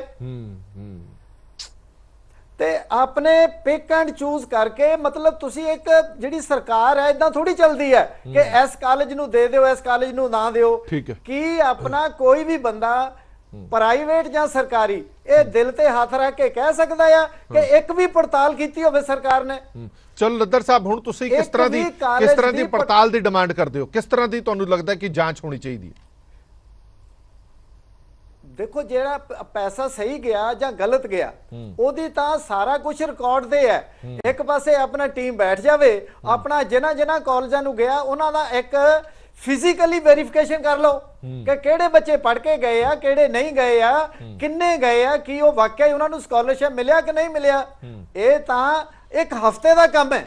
ਇੱਕ ਕਾਲਜ ਨੂੰ ਫੜ ਲਓ, ਲੈਟਮਸ ਟੈਸਟ, ਜੇ ਉਹਦੇ ਵਿੱਚ ਘਪਲਾ ਨਿਕਲਦਾ ਬਾਕੀਆਂ ਦੀ ਵੀ ਪੜਤਾਲ ਕਰ ਲਓ। ਕੋਈ ਮੁਸ਼ਕਲ ਕੰਮ ਨਹੀਂ ਹੈ, ਲੇਕਿਨ ਦਿਆਨਤਦਾਰੀ ਚਾਹੀਦੀ ਹੈ। ਜੇ ਤੁਹਾਡੀ ਨੀਅਤ ਹੀ ਨਹੀਂ ਹੈ ਕੰਮ ਕਰਨ ਦੀ, ਫਿਰ ਇਹ ਕੱਲਾ ਥੋੜੀ ਕੋਈ ਆਪਣਾ ਡਿਪਾਰਟਮੈਂਟ ਹੈ ਜਿੱਥੇ ਘਪਲਾਬਾਜ਼ੀ ਹੋਈ ਹੈ। ਤੁਸੀਂ ਇਰੀਗੇਸ਼ਨ ਡਿਪਾਰਟਮੈਂਟ ਲੈ ਲਓ, ਪੀਡਬਲਯੂ ਡਿਪਾਰਟਮੈਂਟ ਲੈ ਲਓ, ਫੋਰੈਸਟ ਡਿਪਾਰਟਮੈਂਟ ਲੈ ਲਓ, ਸਾਰੇ ਮਹਿਕਮੇ ਭਰੇ ਪਏ ਆ ਘਪਲਿਆਂ ਦੇ ਨਾਲ। ਤੁਸੀਂ ਆਪਣਾ ਐਸਸੀ ਬੱਚਿਆਂ ਨੂੰ ਟਾਰਗੇਟ ਕਰੋਗੇ ਤਾਂ ਇਹਦੇ ਵਿੱਚ ਵੀ ਇੱਕ ਲੱਗਦਾ ਹੈਗਾ ਕਿ ਬਈ ਸ਼ਡਿਊਲਡ ਕਾਸਟਾਂ ਦੇ ਨਾਲ ਧੱਕਾ ਹੋਇਆ। ਜਦੋਂ ਮੈਂ ਇਹਨਾਂ ਦੇ ਹੋਰ ਪਾਸੇ ਲੈ ਕੇ ਜਾਣਾ ਚਾਹੁੰਦਾ ਆ ਕਿ ਬਈ ਆਪਣਾ ਜਿਹੜੀ ਆਪਣਾ ਲਾਅ ਅਫਸਰਾਂ ਦੀ ਰਿਜ਼ਰਵੇਸ਼ਨ ਹੈ ਨਹੀਂ ਪੂਰੀ ਨਹੀਂ ਕਰ ਰਹੀ, ਸਰਕਾਰ ਨੇ ਮਨਾ ਹੀ ਕਰ ਦਿੱਤਾ ਕਿ ਅਸੀਂ ਨਹੀਂ ਦੇਣੀ ਆਪਣਾ ਇਹਨਾਂ ਨੂੰ। ਪੀਏਯੂ ਦੇ ਵਿੱਚ ਜਿਹੜੀ ਆਪਣਾ 0% ਰਿਜ਼ਰਵੇਸ਼ਨ ਹੈ ਐਸਸੀ ਦੇ ਵਾਸਤੇ, ਨਾ ਅਕਾਲੀਆਂ ਨੇ ਦਿੱਤੀ, ਨਾ ਕਾਂਗਰਸ ਨੇ ਦਿੱਤੀ, ਨਾ ਆਮ ਆਦਮੀ ਪਾਰਟੀ ਦੇ ਰਹੀ ਆ। ਇਹ ਸਾਰੀਆਂ ਸਰਕਾਰਾਂ ਧੱਕਾ ਕਰਦੀਆਂ ਸ਼ਡਿਊਲਡ ਕਾਸਟ ਲੋਕਾਂ ਦੇ ਨਾਲ। ਤੇ ਤੁਸੀਂ ਆਪਣਾ ਕੱਲਾ ਆਪਣਾ ਵੀ ਖੈਰ ਖਵਾ ਨਹੀਂ ਹੈਗੀ। ਆਮ ਆਦਮੀ ਪਾਰਟੀ ਦੀ ਸਰਕਾਰ ਇਹ ਦਲਿਤਾਂ ਦੀ ਖੈਰ ਖਵਾ ਨਹੀਂ ਹੈਗੀ, ਸਾਰੀਆਂ ਸਰਕਾਰਾਂ ਇਹੋ ਹੀ ਕਰਦੀਆਂ ਆ। ਇਸ ਕਰਕੇ ਆਪਾਂ ਇਸ ਮੁੱਦੇ ਤੇ ਵੀ ਲੈ ਕੇ ਆਵਾਂਗੇ। ਇੱਕ ਮੁੱਦਾ ਜਿਹੜਾ ਲੱਦੜ ਸਾਹਿਬ ਨੇ ਚੁੱਕਿਆ ਲਾਅ ਆਫੀਸਰਸ ਵਾਲਾ, ਉਹਦੇ ਤੇ ਵੀ ਇੱਕ ਵੱਡੀ ਖਬਰ ਆ ਰਹੀ ਹੈ, ਉਸ ਤੇ ਆਪਾਂ ਕੱਲ ਚਰਚਾ ਜ਼ਰੂਰ ਕਰਾਂਗੇ। ਉਸ ਦੇ ਵਿੱਚ ਇਹ ਕਿਹਾ ਗਿਆ ਕਿ ਜੇਕਰ ਅਸੀਂ ਰਿਜ਼ਰਵੇਸ਼ਨ ਰੱਖਦੇ ਹਾਂ ਤਾਂ ਸਾਨੂੰ ਉਹ ਚੀਜ਼ਾਂ ਨਹੀਂ ਮਿਲਣੀਆਂ ਜੋ ਰਿਜ਼ਰਵੇਸ਼ਨ ਤੋਂ ਬਾਹਰ ਰਹਿ ਕੇ ਲੈ ਸਕਦੇ ਹਾਂ। ਤੁਸੀਂ ਅੰਦਾਜ਼ਾ ਲਾਓ ਕਿ ਕਹਿਣਾ ਕੀ ਚਾਹੁੰਦੇ ਨੇ। ਇਹ ਲਿਖਤ ਦੇ ਵਿੱਚ ਚੀਫ ਸੈਕਟਰੀ ਨੂੰ ਏਜੀ ਸਾਹਿਬ ਨੇ ਲਿਖ ਕੇ ਦਿੱਤਾ ਕਿ ਜੇ ਰਿਜ਼ਰਵੇਸ਼ਨ ਅਸੀਂ ਲਾਗੂ ਕਰ ਦਿੱਤੀ ਤਾਂ ਸਾਨੂੰ ਉਹ ਲਿਆਕਤ ਨਹੀਂ ਮਿਲਣੀ, ਇਸ ਕਰਕੇ ਅਸੀਂ ਰਿਜ਼ਰਵੇਸ਼ਨ ਬਾਹਰ ਰੱਖੀ ਹੈ। ਤੂਰੀ ਸਾਹਿਬ, ਇੱਕ ਛੋਟਾ ਜਿਹਾ ਰਿਐਕਸ਼ਨ ਤੁਹਾਡੇ ਤੋਂ ਜ਼ਰੂਰ ਚਾਹੁੰਦੇ ਹਾਂ। ਤੁਸੀਂ ਜਾਂਚ ਲਈ ਤਿਆਰ ਹੋ? ਕਿਉਂਕਿ ਹੁਣ ਜਾਂਚ ਦਾ ਘੇਰਾ ਵਧੇਗਾ ਤਾਂ ਉਸ ਘੇਰੇ ਦੇ ਵਿੱਚ ਤੁਹਾਡੇ ਸਣੇ ਸਾਰੀਆਂ ਪ੍ਰਾਈਵੇਟ ਕਾਲਜਸ ਆਰਗੇਨਾਈਜੇਸ਼ਨਸ ਆਣਗੀਆਂ। ਬਿਲਕੁਲ ਜੀ, ਤੇ ਮੈਂ ਇਹ ਵੀ ਚਾਹਣਾ ਵੀ ਇਹ ਆਡਿਟ ਆਖਰੀ ਹੋਵੇ, ਕਿਉਂਕਿ 7 ਆਡਿਟ ਪਹਿਲਾਂ ਹੋ ਚੁੱਕੇ ਨੇ, ਫਿਜ਼ੀਕਲ ਵੈਰੀਫਿਕੇਸ਼ਨ ਹੋ ਚੁੱਕੀਆਂ ਨੇ, ਬੱਚਿਆਂ ਦੇ ਘਰ ਘਰ ਤੱਕ ਅਪਰੋਚ ਕੀਤਾ ਜਾ ਚੁੱਕਿਆ। ਮੈਂ ਗੱਲ ਦੱਸਣਾ ਸਿਰਫ ਲਾਸਟ ਮੇਰੇ ਕਮੈਂਟਸ ਇਹੀ ਨੇ ਵੀ ਇੱਕ ਘਪਲਾ ਹੈਗਾ, ਇਹ ਸਿੱਧਾ 1563 ਕਰੋੜ ਰੁਪਏ ਦਾ ਘਪਲਾ ਕਾਂਗਰਸ ਸਰਕਾਰ ਨੇ ਕੀਤਾ 3 ਸਾਲ ਦਾ ਵਜੀਫਾ ਮਾਰ ਕੇ। ਉਦੋਂ ਆ ਜੋ ਛੋਟਾ ਘਪਲਾ, ਜੇ ਤੁਹਾਡੀ ਨਜ਼ਰ 'ਚ ਕੋਈ 16 17 18 ਕਰੋੜ ਦਾ 50 ਕਰੋੜ ਦਾ ਘਪਲਾ ਹੈਗਾ, ਉਹ ਘਪਲਾ ਮੈਂ ਬਿਲਕੁਲ ਇਸ ਗੱਲ ਦੇ, ਮੈਂ ਕਿਉਂਕਿ ਅਧਿਕਾਰੀ ਨਹੀਂ ਹੈਗਾ, ਮੈਂ ਸਿਰਫ ਇਹਨਾਂ ਦੱਸਣਾ ਚਾਹੁੰਦਾ ਉਹਦੇ ਵਿੱਚੋਂ ਕੁਝ ਨਹੀਂ ਨਿਕਲਣਾ, ਨਾ ਮਾਤਰ ਨਿਕਲੂਗਾ। ਕਿਉਂਕਿ ਉਹ ਘਪਲੇ ਵਿੱਚ 2 ਅਮਾਊਂਟ ਮੈਨੂੰ ਪਤਾ ਜਿਹੜੀਆਂ ਉਹੀ ਜ਼ਬਰਦਸਤੀ ਪਾਈਆਂ ਹੋਈਆਂ ਨੇ। ਅਣਦਿੱਤੀ ਅਮਾਊਂਟ ਦੇ ਉੱਤੇ ਵਿਆਜ, ਅਣਦਿੱਤੀ ਅਮਾਊਂਟ ਨੂੰ ਰਿਕਵਰੀ ਬਣਾ ਕੇ ਪਾਇਆ ਹੋਇਆ। ਜੇ ਤਾਂ ਕਿਸੇ ਕਾਲਜ ਕੋਲ ਕੋਈ ਇਹੋ ਜਿਹੀ ਅਮਾਊਂਟ ਚਲੇਗੀ ਵੀ ਉਸ ਤੋਂ ਬਾਅਦ ਕਾਲਜ ਕੋਲ ਵੱਧ ਚਲੇਗੀ, ਕਾਲਜ ਦਾ ਸਰਕਾਰ ਵੱਲ ਕੋਈ ਬਕਾਇਆ ਨਹੀਂ ਰਹਿੰਦਾ ਸੀਗਾ 16 17 ਤੱਕ ਵੀ, ਠੀਕ ਹੈ ਨਾ, ਫਿਰ ਤਾਂ ਕੋਈ ਘਪਲਾ ਹੋਇਆ। ਨਹੀਂ ਤਾਂ ਇੰਟਰਸਟ ਦੀ ਅਮਾਊਂਟ ਆ, ਜੇ ਵੱਧ ਗਿਆ ਬਲ ਗਿਆ ਤਾਂ ਇੰਟਰਸਟ ਕੱਟ ਲਓਗੇ, ਘੱਟ ਬਣ ਗਿਆ ਤਾਂ ਉਸ ਤੇ ਵੱਧ ਆ ਗਿਆ ਤਾਂ ਇੰਟਰਸਟ ਲੈ ਲਓਗੇ, ਘੱਟ ਚੱਲ ਗਿਆ ਤਾਂ ਦੇ ਦੋਗੇ। ਸਰਕਾਰ ਆਪ ਤਾਂ ਕਦੇ ਕੋਈ ਇੰਟਰਸਟ ਦੀ ਗੱਲ ਨਹੀਂ ਕਰਦੀ। ਸੋ ਇਸ ਲਈ ਮੈਂ ਬੇਨਤੀ ਸਿਰਫ ਇਹੀ ਗੱਲ ਕਰਦਾ ਵੀ ਇਹ ਸਕੀਮ ਨੂੰ ਜਿਹੜੀ ਸਾਡੀ ਮੌਜੂਦਾ ਸਰਕਾਰ ਆ ਸੁਹਿਰਦਾ, ਸਾਨੂੰ ਤਾਂ ਇਸ ਗੱਲ ਦੀ ਖੁਸ਼ੀ ਹੈ ਵੀ ਉਹਨੇ 16 17 17 18 18 19 ਦਾ ਆਡਿਟ ਕਰਨ ਦੀ ਗੱਲ ਕੀਤੀ ਹੈ। ਜਿਹੜਾ ਸਾਡੇ ਨਾਲ ਪਿਛਲੀ ਵਾਰ 5 5 6 6 ਮੀਟਿੰਗਾਂ ਹਾਈ ਪਾਵਰ ਕਮੇਟੀ ਦੀਆਂ ਹੋ ਕੇ ਮੁੱਕਰਦੇ ਰਹੇ ਆ ਪੰਜਾਬ ਸਰਕਾਰ। ਸੋ ਅਸੀਂ ਤਿਆਰ ਹਾਂ, ਸਾਨੂੰ ਤਾਂ ਖੁਸ਼ੀ ਹੈ ਵੀ 16 17 17 18 18 19 ਦਾ ਆਡਿਟ ਹੋ ਰਿਹਾ। ਸਾਡੇ 1043 ਕਰੋੜ ਰੁਪਏ ਮਿਲਣ ਦੀ ਸਾਨੂੰ ਸੰਭਾਵਨਾ, ਜਿਹਦੇ ਕਰਕੇ ਇਹ ਦੋਵੇਂ ਪੱਖ ਤੁਹਾਡੇ ਸਾਹਮਣੇ ਰੱਖਦੇ ਨੇ, ਲੋਕਾਂ ਦੇ ਸਾਹਮਣੇ ਦੋਵੇਂ ਪੱਖ ਰੱਖ ਦਿੱਤੇ ਨੇ। ਸਰਕਾਰ ਇਹ ਦਾਅਵਾ ਕਰਦੀ ਹੈ ਕਿ ਅਫਸਰਾਂ ਤੇ ਮੰਤਰੀਆਂ ਦੀ ਮਿਲੀ ਭੁਗਤ ਦੇ ਨਾਲ ਪ੍ਰਾਈਵੇਟ ਅਦਾਰਿਆਂ ਨੂੰ ਫालतू ਪੈਸੇ ਦਿੱਤੇ ਗਏ, ਵਾਧੂ ਪੈਸੇ ਦਿੱਤੇ ਗਏ, ਲੋਕਾਂ ਦੇ ਹੱਕ ਹਕੂਕ ਦਾ ਪੈਸਾ, ਬੱਚਿਆਂ ਦੇ ਐਸਸੀ ਸਕਾਲਰਸ਼ਿਪ ਦੇ ਬੱਚਿਆਂ ਦਾ ਪੈਸਾ ਜਿਹੜਾ ਉਹ ਪ੍ਰਾਈਵੇਟ ਅਦਾਰਿਆਂ ਨੂੰ ਦਿੱਤਾ ਗਿਆ। ਪ੍ਰਾਈਵੇਟ ਅਦਾਰੇ ਕਹਿੰਦੇ ਸਾਡੀ ਤਾਂ ਦੇਣਦਾਰੀਆਂ ਨੇ ਸਰਕਾਰ ਵੱਲ, ਸਰਕਾਰ ਨੇ ਸਾਨੂੰ ਪੈਸਾ ਦੇਣਾ ਹੈ, ਕਰੋੜਾਂ ਰੁਪਇਆ, 1000 ਕਰੋੜ ਤੋਂ ਵੀ ਵੱਧ ਦਾ ਪੈਸਾ ਸਰਕਾਰ ਵੱਲ ਖੜਾ ਹੈ। ਘੁਟਾਲੇ ਦੀ ਤਾਂ ਗੱਲ ਬਾਅਦ ਚ ਕਰਿਓ, ਪਹਿਲਾਂ ਜਿਹੜੇ ਅਸੀਂ ਪੈਸੇ ਲੈਣੇ ਹੈ ਸਾਨੂੰ ਉਹ ਪੈਸੇ ਦਿਓ। ਔਰ ਇਹ ਦਾਵਾ ਪ੍ਰਾਈਵੇਟ ਕਾਲਜਸ ਵੱਲੋਂ ਕੀਤਾ ਜਾ ਰਿਹਾ, ਜਿਵੇਂ ਧੂਰੀ ਸਾਹਿਬ ਵੱਲੋਂ ਕੀਤਾ ਜਾ ਰਿਹਾ। ਜਿਸ ਦਿਨ ਆਡਿਟ ਹੋਇਆ, ਆਡਿਟ ਕੰਪਲੀਟ ਹੋਇਆ, ਤਾਂ ਸਰਕਾਰ ਨੂੰ ਕਰੋੜਾਂ ਰੁਪਏ ਪ੍ਰਾਈਵੇਟ ਕਾਲਜਸ ਨੂੰ ਦੇਣੇ ਪੈਣੇ ਨੇ।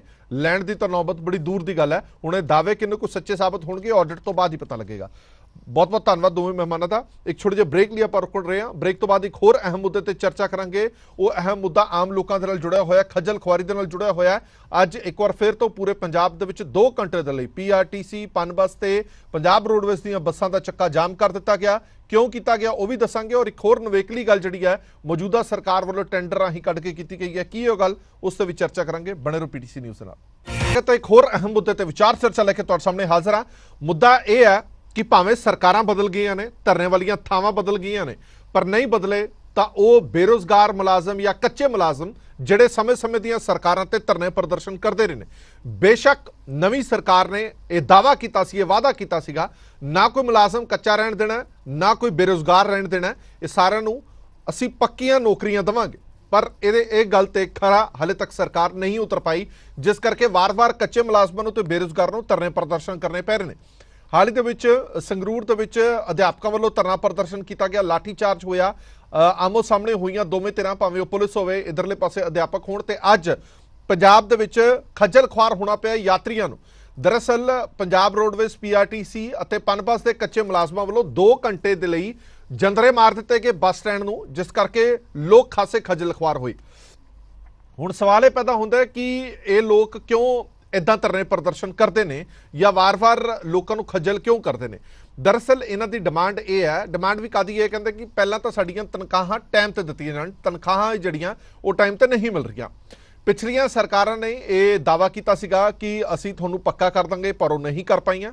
ਆਮ ਆਦਮੀ ਪਾਰਟੀ ਨੇ ਇਲੈਕਸ਼ਨ ਤੋਂ ਪਹਿਲਾਂ ਇਹ ਦਾਅਵਾ ਕੀਤਾ ਸੀ, ਵਾਅਦਾ ਕੀਤਾ ਸੀਗਾ ਕਿ ਜਦੋਂ ਹੀ ਸੱਤਾ ਦੇ ਵਿੱਚ ਆਏ ਤਾਂ ਆਂਦੇ ਸਾਰ ਤੁਹਾਨੂੰ ਪੱਕਾ ਕਰ ਦਾਂਗੇ। ਉਹ ਮੁਲਾਜ਼ਮ ਪੱਕੇ ਨਹੀਂ ਹੋਏ ਜੋ ਵਾਰ-ਵਾਰ ਹੜਤਾਲਾਂ ਤੇ ਜਾਂਦੇ ਨੇ। ਔਰ ਹੁਣ ਤਾਂ ਇੱਥੋਂ ਤੱਕ ਨੌਬਤ ਆ ਗਈ ਹੈ ਕਿ 19 ਤਰੀਕ ਇਹਨਾਂ ਨੇ ਕਾਲ ਦਿੱਤੀ ਹੈ ਕਿ ਜੇਕਰ ਸਾਡੀਆਂ ਮੰਗਾਂ ਨਾ ਮੰਨੀਆਂ ਗਈਆਂ ਤਾਂ 19 ਜੁਲਾਈ ਨੂੰ ਅਸੀਂ ਪੂਰੇ ਪੰਜਾਬ ਦੇ ਵਿੱਚ ਧਰਨੇ ਦੇਵਾਂਗੇ, ਸੜਕਾਂ ਜਾਮ ਕਰਾਂਗੇ। 2 ਖਾਸ ਮਹਿਮਾਨ ਸਾਡੇ ਨਾਲ ਜੁੜੇ ਹੋਏ ਨੇ ਇਸ ਪੂਰੇ ਮਸਲੇ ਤੇ ਗੱਲਬਾਤ ਕਰਨ ਦੇ ਲਈ, ਕਿਉਂਕਿ ਇਹ ਮਸਲਾ ਭਾਵੇਂ ਮੁਲਾਜ਼ਮਾਂ ਦਾ ਤੇ ਸਰਕਾਰ ਦਾ ਮਸਲਾ ਹੈ, ਆਮੋ ਸਾਹਮਣੇ ਦਾ ਮਸਲਾ ਹੈ, ਪਰ ਖੱਜਲ ਖੁਆਰ ਜਿਹੜੀ ਆਮ ਜਨਤਾ ਹੁੰਦੀ ਹੈ, ਆਮ ਲੋਕ ਹੁੰਦੇ ਨੇ, ਉਹਨਾਂ ਬਾਰੇ ਕੌਣ ਧਿਆਨ ਦੇਗਾ? ਨਾ ਮੁਲਾਜ਼ਮ ਵਰਗ ਧਿਆਨ ਦੇ ਰਿਹਾ, ਨਾ ਹੀ ਸਰਕਾਰਾਂ ਉਹਨਾਂ ਵੱਲ ਧਿਆਨ ਦੇ ਰਹੀਆਂ ਨੇ। ਰੇਸ਼ਮ ਸਿੰਘ ਗਿੱਲ ਪ੍ਰਧਾਨ ਨੇ Punjab roadways PRTC contract workers union ਦੇ, ਔਰ ਸ਼ਮਸ਼ੇਰ ਸਿੰਘ ਢਿੱਲੋਂ ਜਨਰਲ ਸਕੱਤਰ ਨੇ Punjab roadways PRTC contract workers union ਦੇ। ਬਹੁਤ ਬਹੁਤ ਸਵਾਗਤ ਹੈ ਦੋਵੇਂ ਮਹਿਮਾਨਾਂ ਦਾ। ਸ਼ੁਰੂਆਤ ਗਿੱਲ ਸਾਹਿਬ ਮੈਂ ਤੁਹਾਡੇ ਤੋਂ ਹੀ ਕਰਾਂਗਾ। ਗਿੱਲ ਸਾਹਿਬ, ਇਹ ਤਰੀਕਾ ਤੁਹਾਨੂੰ ਠੀਕ ਲੱਗਦਾ ਲੋਕਾਂ ਨੂੰ ਖੱਜਲ ਖੁਆਰ ਕਰਨ ਦਾ? ਜੇਕਰ ਤੁਸੀਂ ਧਰਨੇ ਲਾਣੇ ਆ, ਪ੍ਰਦਰਸ਼ਨ ਕਰਨੇ ਆ, ਤਾਂ ਤੁਹਾਨੂੰ ਨਹੀਂ ਲੱਗਦਾ ਕਿ ਤੁਸੀਂ ਸੀਐਮ ਹਾਊਸ ਦੇ ਬਾਹਰ ਆ ਕੇ ਧਰਨਾ ਲਾਓ ਜਾਂ ਮੰਤਰੀਆਂ ਨੂੰ ਘੇਰੋ? ਜਦੋਂ ਤੁਸੀਂ ਰੋਡਵੇਜ਼ ਦੇ ਮੁਲਾਜ਼ਮ ਜਦੋਂ ਬੱਸ ਸਟੈਂਡ ਨੂੰ ਤਾਲੇ ਲਾ ਦਿੰਦੇ ਹੋ, ਬੱਸਾਂ ਬੰਦ ਕਰ ਦਿੰਦੇ ਹੋ, ਤੇ ਆਮ ਲੋਕ ਬਹੁਤ ਖੱਜਲ ਖੁਆਰ ਹੁੰਦੇ ਨੇ।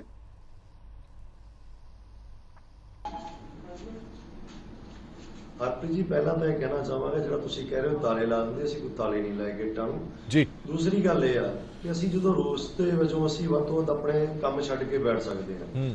ਸੋ ਸਾਡੇ ਵੱਲੋਂ ਆਪਣਾ ਕੰਮ ਛੱਡ ਕੇ ਬੈਠਣ ਦਾ ਕੰਮ ਹੀ ਆਉਂਦਾ ਕਿ ਅਸੀਂ ਕੰਮ ਛੱਡ ਕੇ ਆਪਣਾ ਹੜਤਾਲ ਤੇ ਬੈਠ ਜਾਂਦੇ, ਅਸੀਂ ਕੰਮ ਤੇ ਨਹੀਂ ਜਾਵਾਂਗੇ। ਕਿਉਂਕਿ ਸਰਕਾਰ ਅਕਸਰ ਹੀ ਚਾਹੇ 1993 ਦੀ ਗੱਲ ਕਰੀਏ ਜੀ, ਜਦੋਂ ਵੀ ਕੋਈ ਹੜਤਾਲ ਹੁੰਦੀ ਹੈ, ਲੈਟਰ ਨਿਕਲੀ 1993 ਚੋਂ ਵੀ ਕੰਮ ਨਹੀਂ ਤੇ ਤਨਖਾਹ ਨਹੀਂ। ਅਸੀਂ ਕਹਿੰਦੇ ਸਾਨੂੰ ਸਰਕਾਰ ਤਨਖਾਹ ਨਹੀਂ ਦਿੰਦੀ ਤੇ ਅਸੀਂ ਕੰਮ ਨਹੀਂ ਕਰਦੇ।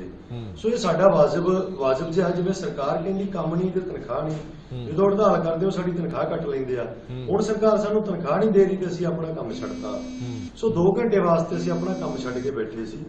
ਦੂਸਰੀ ਗੱਲ ਵੱਡੀ ਇਹ ਹੈ ਕਿ ਜਿੱਥੇ ਸਾਡੀ ਮੰਗ ਪਿਛਲੀਆਂ ਸਰਕਾਰਾਂ ਵਾਲੀ ਇਹ ਰਹੀ, ਚਾਹੇ ਉਹ ਬਾਦਲ ਸਰਕਾਰ ਸੀਗੀ, ਸ਼੍ਰੋਮਣੀ ਅਕਾਲੀ ਦਲ ਦੀ ਸਰਕਾਰ ਸੀ, ਚਾਹੇ ਉਹ ਕੈਪਟਨ ਸਰਕਾਰ ਸੀ ਜਾਂ ਚੰਨੀ ਜੀ ਸਰਕਾਰ ਸੀਗੀ, ਕਾਂਗਰਸ ਸਰਕਾਰ, ਸਾਡੀ ਮੰਗ ਇਹ ਸੀ ਕਿ ਸਾਡੇ ਕੱਚੇ ਮੁਲਾਜ਼ਮਾਂ ਨੂੰ ਪੱਕੇ ਕੀਤਾ ਜਾਵੇ, ਕੱਢੇ ਗਏ ਮੁਲਾਜ਼ਮ ਬਹਾਲ ਕੀਤੇ ਜਾਣ। ਪਰ ਅੱਜ ਦੀ ਸਥਿਤੀ ਕੀ ਬਣ ਗਈ ਕਿ ਅੱਜ ਦੀ ਮੌਜੂਦਾ ਸਰਕਾਰ ਨੇ ਸਥਿਤੀ ਇਹ ਬਣਾਤੀ ਕਿ ਸਾਡੀਆਂ ਉਹ ਮੰਗਾਂ ਤਾਂ ਪਿੱਛੇ ਰਹਿ ਗਈਆਂ। ਮੌਜੂਦਾ ਮੰਗ ਇਹ ਰਹੇਗੀ ਕਿ ਜਿਹੜਾ ਕੰਮ ਕੀਤਾ ਘੱਟੋ ਘੱਟ ਤਨਖਾਹ ਦਾ ਦਿਓ ਨਾ ਸਾਡੇ ਖਾਤੇ 'ਚ ਪਾਉਣ।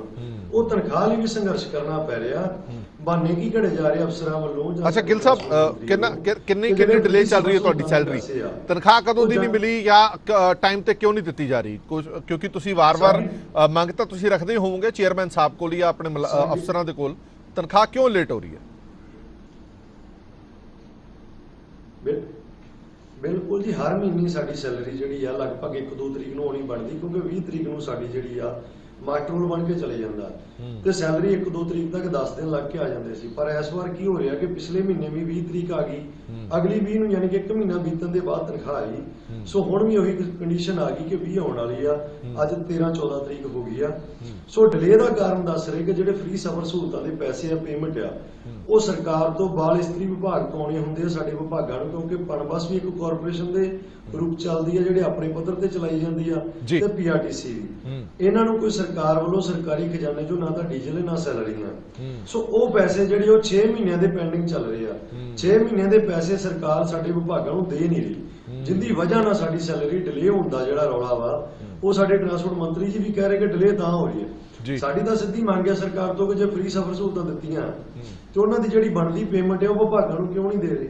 ਅਸੀਂ ਤਾਂ ਵਿਭਾਗਾਂ ਨੂੰ ਪੇਮੈਂਟ ਦੀ ਮੰਗ। ਬਿਲਕੁਲ, ਮੈਂ ਗਿੱਲ ਸਾਹਿਬ ਵਾਪਸ ਆਣਾ, ਦਰਸ਼ਕਾਂ ਨੂੰ ਥੋੜਾ ਜਿਹਾ ਜਾਣਕਾਰੀ ਦੇ ਦਈਏ। ਦਰਅਸਲ ਜਿਹੜੀ ਤਨਖਾਹ ਲੇਟ ਹੋ ਰਹੀ ਹੈ, ਜੋ ਵਿਭਾਗ ਜਾਣਕਾਰੀ ਦੇ ਰਿਹਾ ਕਿ ਜਿਹੜਾ ਔਰਤਾਂ ਦੇ ਲਈ ਮੁਫਤ ਸਫ਼ਰ ਦਾ ਐਲਾਨ ਸਰਕਾਰ ਨੇ ਕੀਤਾ ਸੀਗਾ, ਉਹਦੇ ਪੈਸੇ ਇੱਕ ਸਬਸਿਡੀ ਦੀ ਤਰ੍ਹਾਂ ਹੁੰਦਾ, ਜਿਵੇਂ ਬਿਜਲੀ ਦੀ ਸਬਸਿਡੀ ਦਿੱਤੀ ਜਾਂਦੀ ਹੈ, ਇਹ ਵੀ ਇਦਾਂ ਦੀ ਇੱਕ ਸਬਸਿਡੀ ਹੈਗੀ ਜਿਸ ਨੂੰ ਸਫਰੀ ਸਬਸਿਡੀ ਕਹਿੰਦੇ ਆ। ਜਦੋਂ ਸਬਸਿਡੀ ਦਾ ਪੈਸਾ ਜਿਹੜਾ ਸਰਕਾਰਾਂ, ਮੌਕੇ ਦੀਆਂ ਸਰਕਾਰਾਂ ਵਿਭਾਗਾਂ ਨੂੰ ਨਹੀਂ ਦਿੰਦੀਆਂ ਤਾਂ ਵਿਭਾਗਾਂ ਦੇ ਸਾਰੇ ਕੰਮ ਖੜ ਜਾਂਦੇ ਨੇ, ਜਿਸ ਕਰਕੇ ਤਨਖਾਹਾਂ ਡਿਲੇ ਹੁੰਦੀਆਂ ਨੇ। ਹੁਣ ਫਰਜ਼ ਕਰ ਲਓ PSPCL ਨੂੰ ਜਿਹੜਾ ਖੇਤੀ ਲਈ ਸਬਸਿਡੀ ਦਿੱਤੀ ਜਾਂਦੀ ਹੈ, ਉਹਦਾ ਪੈਸਾ ਜੇ ਨਹੀਂ ਦਿੱਤਾ ਜਾਂਦਾ 10,000 ਕਰੋੜ ਰੁਪਏ ਤਕਰੀਬਨ ਉਹ ਬਣਦਾ ਹੈ। ਜਦੋਂ ਉਹ ਸਬਸਿਡੀ ਦਾ ਪੈਸਾ ਵਿਭਾਗ ਨੂੰ ਨਹੀਂ ਪਹੁੰਚੇਗਾ ਤਾਂ ਉਹਦੇ ਸਾਰੇ ਕੰਮ ਡਿਲੇ ਹੋ ਜਾਣਗੇ, ਤਨਖਾਹਾਂ ਡਿਲੇਟ ਹੋ ਜਾਣਗੀਆਂ, ਮੇਨਟੇਨੈਂਸ ਡਿਲੇ ਹੋ ਜਾਏਗੀ।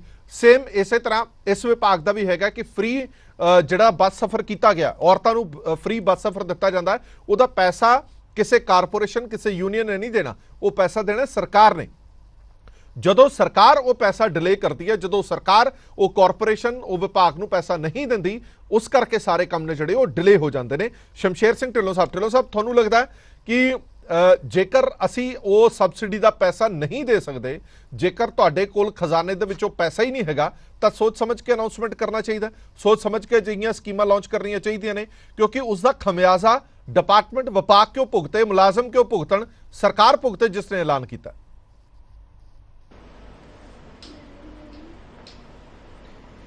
ਬਿਲਕੁਲ ਜੀ, ਅਸੀਂ ਇੱਥੇ ਦੱਸਣਾ ਚਾਹਾਂਗੇ ਸਰਕਾਰ ਜਦੋਂ ਕੋਈ ਫ੍ਰੀ ਸਫ਼ਰ ਸਹੂਲਤ ਦਿੰਦੀ ਆ ਉਦੋਂ ਇੱਕ ਨਾਂ ਲੈ ਦਿੰਦੀ ਆ ਵੀ ਰੋਡਵੇਜ ਤੇ PRTC ਸਰਕਾਰੀ ਵਿਭਾਗ ਨੇ। ਪਰ ਅਸੀਂ ਦੱਸਣਾ ਚਾਹਾਂਗੇ ਜਿਹੜੇ ਦੋਨੇ ਵਿਭਾਗ ਨੇ, ਰੋਡਵੇਜ ਨੂੰ ਖਤਮ ਕਰਕੇ ਅੱਜ ਪਨਬਸ ਦਾ ਵਿਭਾਗ ਰਹਿ ਗਿਆ। ਰੋਡਵੇਜ ਦੇ ਵਿੱਚ ਕੋਈ ਵੀ ਗੱਡੀ ਸਿੱਧੇ ਤੌਰ ਤੇ ਬਜਟ ਰੱਖ ਕੇ ਸਰਕਾਰ ਨੇ ਪਾਈ ਨਹੀਂ ਗੀ ਲਗਭਗ 20-25 ਸਾਲਾਂ ਤੋਂ। ਜਿਹੜੀਆਂ ਵੀ ਗੱਡੀਆਂ ਪਨਬਸ ਦੀਆਂ ਕਰਜ਼ਾ ਮੁਕਤ ਹੁੰਦੀਆਂ ਨੇ, ਲੋਨ ਲੈ ਕੇ ਗੱਡੀਆਂ ਪਾਈਆਂ ਜਾਂਦੀਆਂ, ਉਹਨਾਂ ਨੂੰ ਰੋਡਵੇਜ ਦੇ ਵਿੱਚ ਮਰਜ ਕੀਤਾ ਜਾਂਦਾ। ਪਹਿਲਾਂ ਤੇ ਉਹ ਕਰਜ਼ੇ ਦੀਆਂ ਆਪਣੀਆਂ ਕਿਸ਼ਤਾਂ ਲਾਉਂਦੀਆਂ ਨੇ, ਉਸ ਤੋਂ ਬਾਅਦ ਜਿੰਨਾ ਉਹ ਡੀਜ਼ਲ ਦਾ ਖਰਚਾ ਜਾਂ ਮੇਨਟੇਨੈਂਸ ਦਾ ਜਾਂ ਹੋਰ ਤਨਖਾਹਾਂ ਦੇ ਖਰਚੇ ਆ, ਉਹ ਪਨਬਸ ਜਾਂ PRTC ਆਪਣੇ ਬੋਝ ਨਾਲ ਸਾਰਾ ਪੂਰਾ ਕਰਦੀ ਆ। ਤੇ ਉਸ ਤੋਂ ਬਾਅਦ ਸਰਕਾਰ ਨੇ ਜਿਹੜਾ ਇੱਥੇ ਔਰਤਾਂ ਦਾ ਫ੍ਰੀ ਸਫ਼ਰ ਸਹੂਲਤ ਦਾ ਬੋਝ ਪਾਤਾ। ਚਲੋ ਅਸੀਂ ਉਸ ਫੈਸਲੇ ਦਾ ਸਵਾਗਤ ਕਰਦੇ ਸੀ, ਕਿਉਂਕਿ ਸਰਕਾਰਾਂ ਦੇ ਫਰਜ਼ ਨੇ ਲੋਕਾਂ ਨੂੰ ਸਹੂਲਤ ਦੇਣਾ। ਪਰ ਜਿੱਥੇ 17-18 ਕੈਟਾਗਰੀਆਂ ਪਹਿਲਾਂ ਹੀ ਫ੍ਰੀ ਸਫ਼ਰ ਸਹੂਲਤ ਲੈ ਰਹੀਆਂ ਨੇ ਇਸ ਵਿਭਾਗ ਦੇ ਵਿੱਚ, ਜੋ ਸਰਕਾਰ ਨੇ ਜੇਕਰ ਇਦਾਂ ਸਫ਼ਰ ਸਹੂਲਤ ਦੇਣੀ ਸੀ ਤੇ ਵੱਡੇ ਪੱਧਰ ਤੇ ਬਜਟ ਰੱਖਣਾ ਚਾਹੀਦਾ ਸੀ, ਕੋਈ ਰੂਲ ਰੈਗੂਲੇਸ਼ਨ ਬਣਾਉਣੇ ਚਾਹੀਦੇ ਸੀ ਵੀ ਕਿਸ ਤਰੀਕੇ ਨਾਲ ਅਸੀਂ ਫ੍ਰੀ ਸਫ਼ਰ ਸਹੂਲਤ ਦੇਣੀ ਆ। ਸਰਕਾਰ ਨੇ ਇੱਕ ਚੁਣਾਵੀ ਸਟੈਂਟ ਲੈਂਦੇ ਹੋਇਆ ਐਲਾਨ ਤੇ ਕਰਤਾ, ਪਰ ਉੱਥੇ ਵਿਭਾਗ ਨੂੰ ਤੇਲ ਦੀ ਸ਼ਾਰਟੇਜ ਆ ਰਹੀ ਆ, ਤਨਖਾਹਾਂ ਦੀ ਸ਼ਾਰਟੇਜ ਲਗਾਤਾਰ ਆਈ ਆ, ਜਿਸ ਕਰਕੇ ਸਾਨੂੰ ਉਮੀਦਾਂ ਸੀਗੀਆਂ ਵੀ ਨਵੀਂ ਸਰਕਾਰ ਸੱਤਾ ਚਾਹੂਗੀ ਤੇ ਸਾਡੇ ਸਾਰੇ ਮਸਲੇ ਹੱਲ ਹੋਣਗੇ, ਪਰ ਨਵੀਂ ਸਰਕਾਰ ਆਈ ਨੂੰ ਲਗਭਗ 3-4 ਮਹੀਨੇ। ਅੱਛਾ ਢਿੱਲੋਂ ਸਾਹਿਬ ਇੱਕ ਜਾਣਕਾਰੀ ਤੁਹਾਡੇ ਤੋਂ ਹੋਰ ਚਾਹੁੰਦੇ ਆ। ਢਿੱਲੋਂ ਸਾਹਿਬ ਇੱਕ ਜਾਣਕਾਰੀ ਤੁਹਾਡੇ ਤੋਂ ਹੋਰ ਚਾਹੁੰਦੇ ਆ। ਮੇਰੇ ਹੱਥ ਇੱਕ ਟੈਂਡਰ ਨੋਟਿਸ ਲੱਗਿਆ, ਮੈਂ ਬਾਅਦ ਦੇ ਵਿੱਚ ਆਪਣੇ ਦਰਸ਼ਕਾਂ ਨੂੰ ਦਿਖਾ ਵੀ ਦਿਆਂਗਾ। ਇਹ ਟੈਂਡਰ ਨੋਟਿਸ ਹੈ ਜਿਸ ਦੇ ਵਿੱਚ ਲਿਖਿਆ ਹੋਇਆ PEPSU road transport corporation Patiala. ਇਹਨਾਂ ਨੇ ਇੱਕ ਟੈਂਡਰ ਕੱਢਿਆ ਜਿਸ ਦੇ ਵਿੱਚ ਪ੍ਰਾਈਵੇਟ ਬੱਸਾਂ ਦੀ ਗੱਲ ਕੀਤੀ ਜਾ ਰਹੀ ਹੈ। 50,000 ਰੁਪਏ ਪ੍ਰਤੀ ਬੱਸ ਪਟਿਆਲਾ ਵਿਖੇ ਅਦਾਇਗੀ ਅਧੀਨਯੋਗ MD PRTC ਦੇ ਪੱਖ ਦੇ ਵਿੱਚ ਅਦਾ ਕੀਤੀ ਜਾਵੇ DD ਦੇ ਰੂਪ ਦੇ ਵਿੱਚ। ਇਹਦੇ ਬਾਰੇ ਕੋਈ ਜਾਣਕਾਰੀ ਦਿਓਗੇ? ਇਹ ਕਿਉਂਕਿ ਆਊਟਸੋਰਸਿੰਗ ਦੀ ਗੱਲ ਜਿਹੜੀ ਹੈ ਸਰਕਾਰ ਕਹਿੰਦੀ ਸੀ ਕਿ ਆਂਦੇ ਸਾਰ ਅਸੀਂ ਬੰਦ ਕਰ ਦਾਂਗੇ, ਕੀ ਇਹ ਵੀ ਇੱਕ ਆਊਟਸੋਰਸਿੰਗ ਦਾ ਹੀ ਰੂਪ ਹੈ? ਗਿੱਲ ਸਾਹਿਬ ਮੈਂ ਤੁਹਾਡੇ ਕੋਲ ਵੀ ਆਣਾ। ਬਿਲਕੁਲ, ਇਹ ਪਿਛਲੇ ਸਮੇਂ 'ਚ ਸਰਕਾਰਾਂ ਜਿਹੜੀਆਂ ਉਹ ਬਜਟ ਰੱਖ ਕੇ ਬੱਸਾਂ ਪਾਉਂਦੀਆਂ ਸੀਗੀਆਂ ਤੇ ਜਿਹੜੀਆਂ ਉਸ ਤੋਂ ਬਾਅਦ ਕੁਝ ਸਮੇਂ ਤੋਂ ਜਿਹੜੀਆਂ ਕਿਲੋਮੀਟਰ ਬੱਸਾਂ ਪਾਉਣੀਆਂ ਸ਼ੁਰੂ ਕੀਤੀਆਂ, ਪਰ ਉਹ ਕਿਲੋਮੀਟਰ ਬੱਸਾਂ ਜਿਹੜੀਆਂ ਵਿਭਾਗ ਦੇ ਵਾਸਤੇ ਘਾਟੇਵੰਦ ਸਾਬਤ ਹੋਈਆਂ, ਜਿੱਥੇ ਕਿਲੋਮੀਟਰ ਬੱਸ ਲਗਭਗ ਕਿਲੋਮੀਟਰਾਂ ਦੇ ਤਹਿਤ ਤੇ 1 ਲੱਖ ਰੁਪਇਆ ਮਹੀਨੇ ਦਾ ਲੈ ਜਾਂਦੀ ਆ, ਜਿਹਦਾ ਉਹਦਾ 5-6 ਸਾਲ ਦਾ ਐਗਰੀਮੈਂਟ ਹੁੰਦਾ, ਲਗਭਗ 70-75 ਲੱਖ ਰੁਪਇਆ ਉਹ ਵੱਖਰਾ ਲੈ ਜਾਂਦੀ ਆ, ਮਾਲਕ ਲੈ ਜਾਂਦਾ 5 ਸਾਲਾਂ 'ਚ, ਤੇ 5-6 ਸਾਲਾਂ ਬਾਅਦ ਜਿਹੜੀ ਬੱਸ ਉਹ ਵੀ ਮਾਲਕ ਦੀ ਹੋ ਜਾਂਦੀ ਆ। ਦੂਜੇ ਪਾਸੇ ਜੇ ਸਰਕਾਰ ਦੇ ਵਿਭਾਗ ਦੇ ਵਿੱਚ ਬੱਸ ਪੈਂਦੀ ਆ, ਉਹ ਲਗਭਗ 20 ਤੋਂ 25 ਲੱਖ ਦੀ ਬੱਸ ਪੈਂਦੀ ਆ, ਜਿਹੜੀ 15 ਸਾਲ ਲੋਕਾਂ ਨੂੰ ਸਫ਼ਰ ਸਹੂਲਤ ਦਿੰਦੀ ਆ। ਸੋ ਕਿਤੇ ਨਾ ਕਿਤੇ ਮੈਨੇਜਮੈਂਟ ਜਾਂ ਸਰਕਾਰ ਦੇ ਜਿਹੜੇ ਨੁਮਾਇੰਦੇ ਨੇ ਉਹ ਕਿਤੇ ਕਰਪਸ਼ਨ ਦੇ ਰੂਪ ਵਿੱਚ ਇਹੋ ਜਿਹੀਆਂ ਬੱਸਾਂ ਨੂੰ ਕਿਲੋਮੀਟਰ ਨੂੰ ਪਹਿਲ ਦਿੰਦੇ ਨੇ ਵਿਭਾਗ ਦੇ ਵਿੱਚ, ਜਿਹੜੀਆਂ ਕਿ ਵੱਡੇ ਪੱਧਰ ਤੇ ਸਾਡੇ ਵਿਭਾਗ ਦਾ ਜਿਹੜਾ ਵਿੱਤੀ ਨੁਕਸਾਨ ਕਰਦੀਆਂ, ਉਹਨੂੰ ਘਾਣ ਕਰਦੀਆਂ ਨੇ। ਸੋ ਸਾਡੀ ਪਿਛਲੇ ਸਮੇਂ ਤੋਂ ਵੀ ਮੰਗ ਸੀ ਵੀ ਕਿਲੋਮੀਟਰ ਬੱਸਾਂ ਸਾਡੇ ਵਿਭਾਗ 'ਚ ਨਾ ਪਾਈਆਂ ਜਾਣ। ਵਿਭਾਗ ਦੀਆਂ ਜਿੱਦਾਂ ਪਿਛਲੇ ਸਮੇਂ 442 ਬੱਸਾਂ ਪਾਈਆਂ, ਇਸੇ ਤਰ੍ਹਾਂ ਬੱਸਾਂ ਪਾਈਆਂ ਜਾਣ ਤੇ ਵਿਭਾਗ ਨੂੰ ਮੁਨਾਫੇ 'ਚ ਲਿਆਂਦਾ ਜਾਵੇ। ਤੇ ਨਾਲ ਹੀ ਜੇਕਰ ਵਿਭਾਗ 'ਚ ਬੱਸਾਂ ਪੈਣਗੀਆਂ ਤੇ ਜਿੱਥੇ ਸਾਡਾ ਵਿਭਾਗ ਦੁੱਗਣਾ ਚੌਗਣਾ ਤਰੱਕੀ ਕਰੂਗਾ, ਜਿੱਥੇ ਆਉਣ ਵਾਲੇ ਸਮੇਂ 'ਚ ਨੌਜਵਾਨਾਂ ਨੂੰ ਰੁਜ਼ਗਾਰ ਮਿਲੂਗਾ ਇੱਥੇ। ਪਰ ਸਰਕਾਰਾਂ ਕਿਤੇ ਨਾ ਕਿਤੇ ਕਾਰਪੋਰੇਟ ਘਰਾਣਿਆਂ ਦੇ ਨਾਲ ਸਾਂਝ ਪਕਾਉਣ ਵਾਸਤੇ ਇਹੋ ਜਿਹੇ ਜਿਹੜੇ ਟੈਂਡਰ ਕੱਢ ਕੇ ਤੇ ਵਿਭਾਗਾਂ ਨੂੰ ਖਤਮ ਕਰਨ ਵਾਲੇ ਪਾਸੇ ਲੈ ਕੇ ਜਾ ਰਹੀਆਂ। ਗਿੱਲ ਸਾਹਿਬ ਤੋਂ ਇਸੇ ਗੱਲ ਦਾ ਰਿਐਕਸ਼ਨ ਲੈਣੇ ਆ, ਕਿਉਂਕਿ ਬੜੀ ਚਰਚਾ ਸੀ ਜਦੋਂ ਰਾਜਾ ਵੜਿੰਗ ਟਰਾਂਸਪੋਰਟ ਮਿਨਿਸਟਰ ਸੀ। ਮੈਨੂੰ ਯਾਦ ਹੈ ਕਿ ਬੜੀ ਚਰਚਾ ਦੇ ਵਿੱਚ ਸੀਗੇ ਰਾਜਾ ਵੜਿੰਗ। ਉਦੋਂ ਆਮ ਆਦਮੀ ਪਾਰਟੀ ਦੇ ਬੜੇ ਸਾਰੇ ਵਰਕਰ ਔਰ ਬੜੇ ਸਾਰੇ ਲੀਡਰ ਇਹ ਦਾਅਵਾ ਕਰਦੇ ਸੀਗੇ ਕਿ ਇਹ ਨੇ ਜਾਂ ਪਿਛਲੀਆਂ ਸਰਕਾਰਾਂ ਦੇ ਜਿਹੜੇ ਟਰਾਂਸਪੋਰਟ ਨਾਲ ਜੁੜੇ ਮੰਤਰੀ ਨੇ ਇਹ ਕਰਪਸ਼ਨ ਕਰਦੇ ਨੇ, ਇਹ ਪ੍ਰਾਈਵੇਟ ਲੋਕਾਂ ਨੂੰ, ਪ੍ਰਾਈਵੇਟ ਬੱਸਾਂ ਨੂੰ, ਪ੍ਰਾਈਵੇਟ ਘਰਾਣਿਆਂ ਨੂੰ ਫਾਇਦਾ ਦਿੰਦੇ ਨੇ। ਇਸ ਕਰਕੇ ਟਰਾਂਸਪੋਰਟ ਹੈ ਜਿਹੜੀ ਟਰਾਂਸਪੋਰਟੇਸ਼ਨ ਭਾਵੇਂ ਉਹ PRTC ਹੈ, ਪਨ ਬੱਸ ਹੈ, ਉਹ ਲਗਾਤਾਰ ਘਾਟੇ ਦੇ ਵਿੱਚ ਜਾ ਰਹੀ ਹੈ। ਹੁਣ ਇਹ ਨਵੀਂ ਤਰਜ਼ ਤੇ ਜਦੋਂ ਇਹ ਸਕੀਮ ਦੀ ਮੰਗ ਕੀਤੀ ਗਈ ਹੈ, ਟੈਂਡਰ ਕੱਢੇ ਗਏ ਨੇ ਕਿਲੋਮੀਟਰ ਸਕੀਮ ਨੂੰ ਲੈ ਕੇ ਕਿ ਤੁਸੀਂ ਪ੍ਰਾਈਵੇਟ, ਤੁਹਾਡੇ ਕੋਲ ਕੋਈ ਬੱਸ ਹੈਗੀ ਹੈ, ਤੁਸੀਂ ਟੈਂਡਰ ਉਸ ਦਾ ਕੱਢਿਆ ਗਿਆ ਕਿ ਤੁਸੀਂ ਰੋਡਵੇਜ਼ ਦੇ ਨਾਲ ਟਾਈ ਅਪ ਕਰਕੇ ਆਪਣੀਆਂ ਪ੍ਰਾਈਵੇਟ ਬੱਸਾਂ ਚਲਾ ਸਕਦੇ ਹੋ। ਗਿੱਲ ਸਾਹਿਬ ਇਸ ਬਾਰੇ ਥੋੜਾ ਜਿਹਾ ਸਪਸ਼ਟ ਕਰੋ, ਇਹ ਸਕੀਮ ਹੈ ਕੀ ਹੈ? ਜਿਵੇਂ ਢਿੱਲੋਂ ਸਾਹਿਬ ਨੇ ਕਿਹਾ ਕਿ ਇਹ ਕਿਲੋਮੀਟਰ ਸਕੀਮ ਹੈਗੀ ਹੈ, ਤਾਂ ਕੀ 1 ਕਿਲੋਮੀਟਰ ਸਕੀਮ ਹੀ ਚਲਾਣੀ ਪਏਗੀ, ਆਪਣੀਆਂ ਬੱਸਾਂ ਦੀ ਲੋੜ ਨਹੀਂ?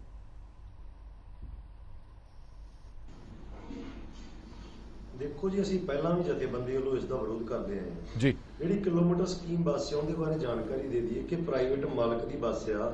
ਪਹਿਲਾਂ ਤਾਂ ਪ੍ਰਾਈਵੇਟ ਮਾਲਕ ਪ੍ਰਾਈਵੇਟ ਪਰਮਿਟਾਂ ਤੇ ਬੱਸਾਂ ਚਲਾਉਂਦੇ ਸੀ, ਪਰ ਸਰਕਾਰ ਨੇ ਇੱਕ ਆਫਰ ਦੇ ਦਿੱਤਾ ਕਿ ਤੁਸੀਂ ਸਰਕਾਰੀ ਪਰਮਿਟ ਲਓ, ਸਰਕਾਰੀ ਕਨੈਕਟਰ ਲਓ, ਸਰਕਾਰੀ ਰੂਟ ਲਓ ਤੇ ਉਹਦੇ ਤੇ ਆਪਣੀ ਇੱਕ ਪ੍ਰਾਈਵੇਟ ਬੱਸ ਆ, ਤੁਸੀਂ ਉਹ ਪਾ ਕੇ ਸਾਨੂੰ ਦੇ ਦਿਓ।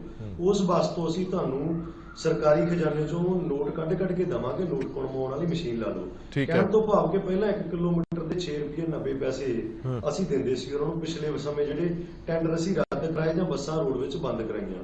ਹੁਣ ਮੌਜੂਦਾ ਸਮੇਂ 'ਚ 1 ਕਿਲੋਮੀਟਰ ਦੇ 8 ਰੁਪਏ ਦੇਣੇ ਬਣਦੇ ਆ, ਜਿਹੜਾ ਟੈਂਡਰ ਲਗਾ ਰਿਹਾ ਸਾਨੂੰ ਜਿਹੜਾ ਪਤਾ ਲੱਗਾ। ਸੋ ਜੇ 1 ਕਿਲੋਮੀਟਰ ਦੇ 8 ਰੁਪਏ ਤੇ ਲਗਭਗ 1 ਮਹੀਨੇ 'ਚ 10,000 ਕਿਲੋਮੀਟਰ ਘੱਟੋ ਘੱਟ ਕਰਾਉਣਾ, ਉਸ ਤੋਂ ਵੱਧ ਜਿੰਨਾ ਮਰਜ਼ੀ ਕਰਾ ਲਈਏ। ਕਹਿਣ ਤੋਂ ਭਾਵ ਕਿ 15,000 ਕਿਲੋਮੀਟਰ ਤੱਕ ਸਾਡੇ ਜਿਹੜੇ ਅਫਸਰ ਨੇ ਉਹ ਰਲ ਕੇ ਪ੍ਰਾਈਵੇਟਾਂ ਤੋਂ 1 ਮਹੀਨੇ ਦੇ ਕਰਾਉਂਦੇ ਨੇ। ਉਹ 1 ਮਹੀਨੇ ਦੇ 15,000 ਕਿਲੋਮੀਟਰ ਦਾ ਲਗਭਗ 1,20,000 ਰੁਪਇਆ ਬਣੂਗਾ। ਡੀਜ਼ਲ ਵੀ ਸਾਡਾ, ਕਨੈਕਟਰ ਵੀ ਸਾਡਾ, ਰੂਟ ਵੀ ਸਾਡਾ, ਪਰਮਿਟ ਵੀ ਸਾਡਾ, ਤੇ ਪ੍ਰਾਈਵੇਟ ਮਾਲਕ ਨੇ ਸਿਰਫ ਆਪਦਾ ਡਰਾਈਵਰ ਦੇਣਾ ਤੇ ਬੱਸ ਦੇਣੀ। ਉਹ 1,20,000 ਰੁਪਇਆ 1 ਮਹੀਨੇ ਦਾ ਲੈ ਕੇ ਜਾਊਗਾ। ਸੋ ਜਿੱਥੋਂ ਸਰਕਾਰੀ ਖਜ਼ਾਨੇ ਨੂੰ ਲੁੱਟ ਹੋਏਗੀ। ਸੋ ਇਹ ਲੁੱਟ ਕੱਲਾ 1 ਸਾਲ ਜਾਂ 1 ਮਹੀਨਾ ਨਹੀਂ, ਇਹ ਲੁੱਟ 6 ਸਾਲ ਕਰਾਉਣੀ ਆ 6 ਸਾਲਾਂ ਦਾ ਲਗਭਗ ਸਾਡੇ ਕੋਲ 70-75 ਲੱਖ ਰੁਪਇਆ ਇੱਕ ਬੱਸ ਲਊਗੀ। ਜਿਹਦੇ ਅੰਕੜੇ ਕੱਢੀਏ ਤੇ ਜੇ 219 ਬੱਸ ਪਾਉਣ ਦੀ ਗੱਲ ਕੀਤੀ ਹੈ ਸਰਕਾਰ ਨੇ ਕਿ ਅਸੀਂ 219 ਬੱਸਾਂ ਪਾਉਣ ਜਾ ਰਹੇ ਹਾਂ। ਜੇ 219 ਬੱਸਾਂ ਪਾਉਂਦੇ ਤੇ 162-63 ਕਰੋੜ ਰੁਪਇਆ ਜਿਹੜਾ ਵਾ ਉਹ ਲਗਭਗ 6 ਸਾਲਾਂ ਚ ਜਾਊਗਾ। ਸੋ ਸਾਡੀ ਤਾਂ ਮੰਗ ਇਹ ਹੈ ਕਿ 162-63 ਕਰੋੜ ਰੁਪਏ ਨਾਲ ਜੇ ਤੁਸੀਂ ਸਰਕਾਰੀ ਬੱਸਾਂ ਪਾਓ ਤੇ ਉਹ ਸਰਕਾਰੀ ਬੱਸਾਂ 15 ਸਾਲ ਵਿਭਾਗ ਕੋ ਰਹਿਣਗੀਆਂ। 6 ਸਾਲਾਂ ਬਾਅਦ ਵੱਡੀ ਗੱਲ ਹੈ ਕਿ ਉਹ ਬੱਸ ਪ੍ਰਾਪਰਟੀ ਵੀ ਆਪਣੀ ਮਾਲਕ ਦੀ ਹੋ ਜਾਣੀ, ਉਹਨੇ ਲੈ ਕੇ ਆਪਣੀ ਹੋਰ ਕਿਸੇ ਰੂਟ ਤੇ ਚਲਾ ਲੈਣੀ ਆ, ਉਹ ਪਰਮਿਟ ਲੈ ਕੇ ਚਲਾ ਦੇ, ਬੱਸ ਵੀ ਉਹਦੀ ਰਹਿ ਜਾਣੀ ਆ ਜੀ। ਸਾਡੇ ਕੋਲ ਕੁਝ ਨਹੀਂ ਰਹਿਣਾ, ਅਸੀਂ ਤਾਂ 6 ਸਾਲ ਬਾਅਦ ਉਹਨੂੰ ਪੈਸੇ ਦੇ ਕੇ ਬੱਸ ਵੀ ਉਹਨੂੰ ਕਹਿਣਾ ਲੈ ਜਾ ਤੇ 75-70 ਲੱਖ ਰੁਪਇਆ ਵੀ ਦੇ ਦੇਣਾ। ਸੋ ਅਸੀਂ ਚਾਹੁੰਦੇ ਕਿ ਉਹ ਸਰਕਾਰੀ ਬੱਸਾਂ ਪੈਣ, 15 ਸਾਲ ਦੀ ਮੁਨਿਆਦ ਸਰਕਾਰੀ ਬੱਸ ਦੀ ਰੂਟ ਤੇ ਚੱਲਦੀ ਹੈ।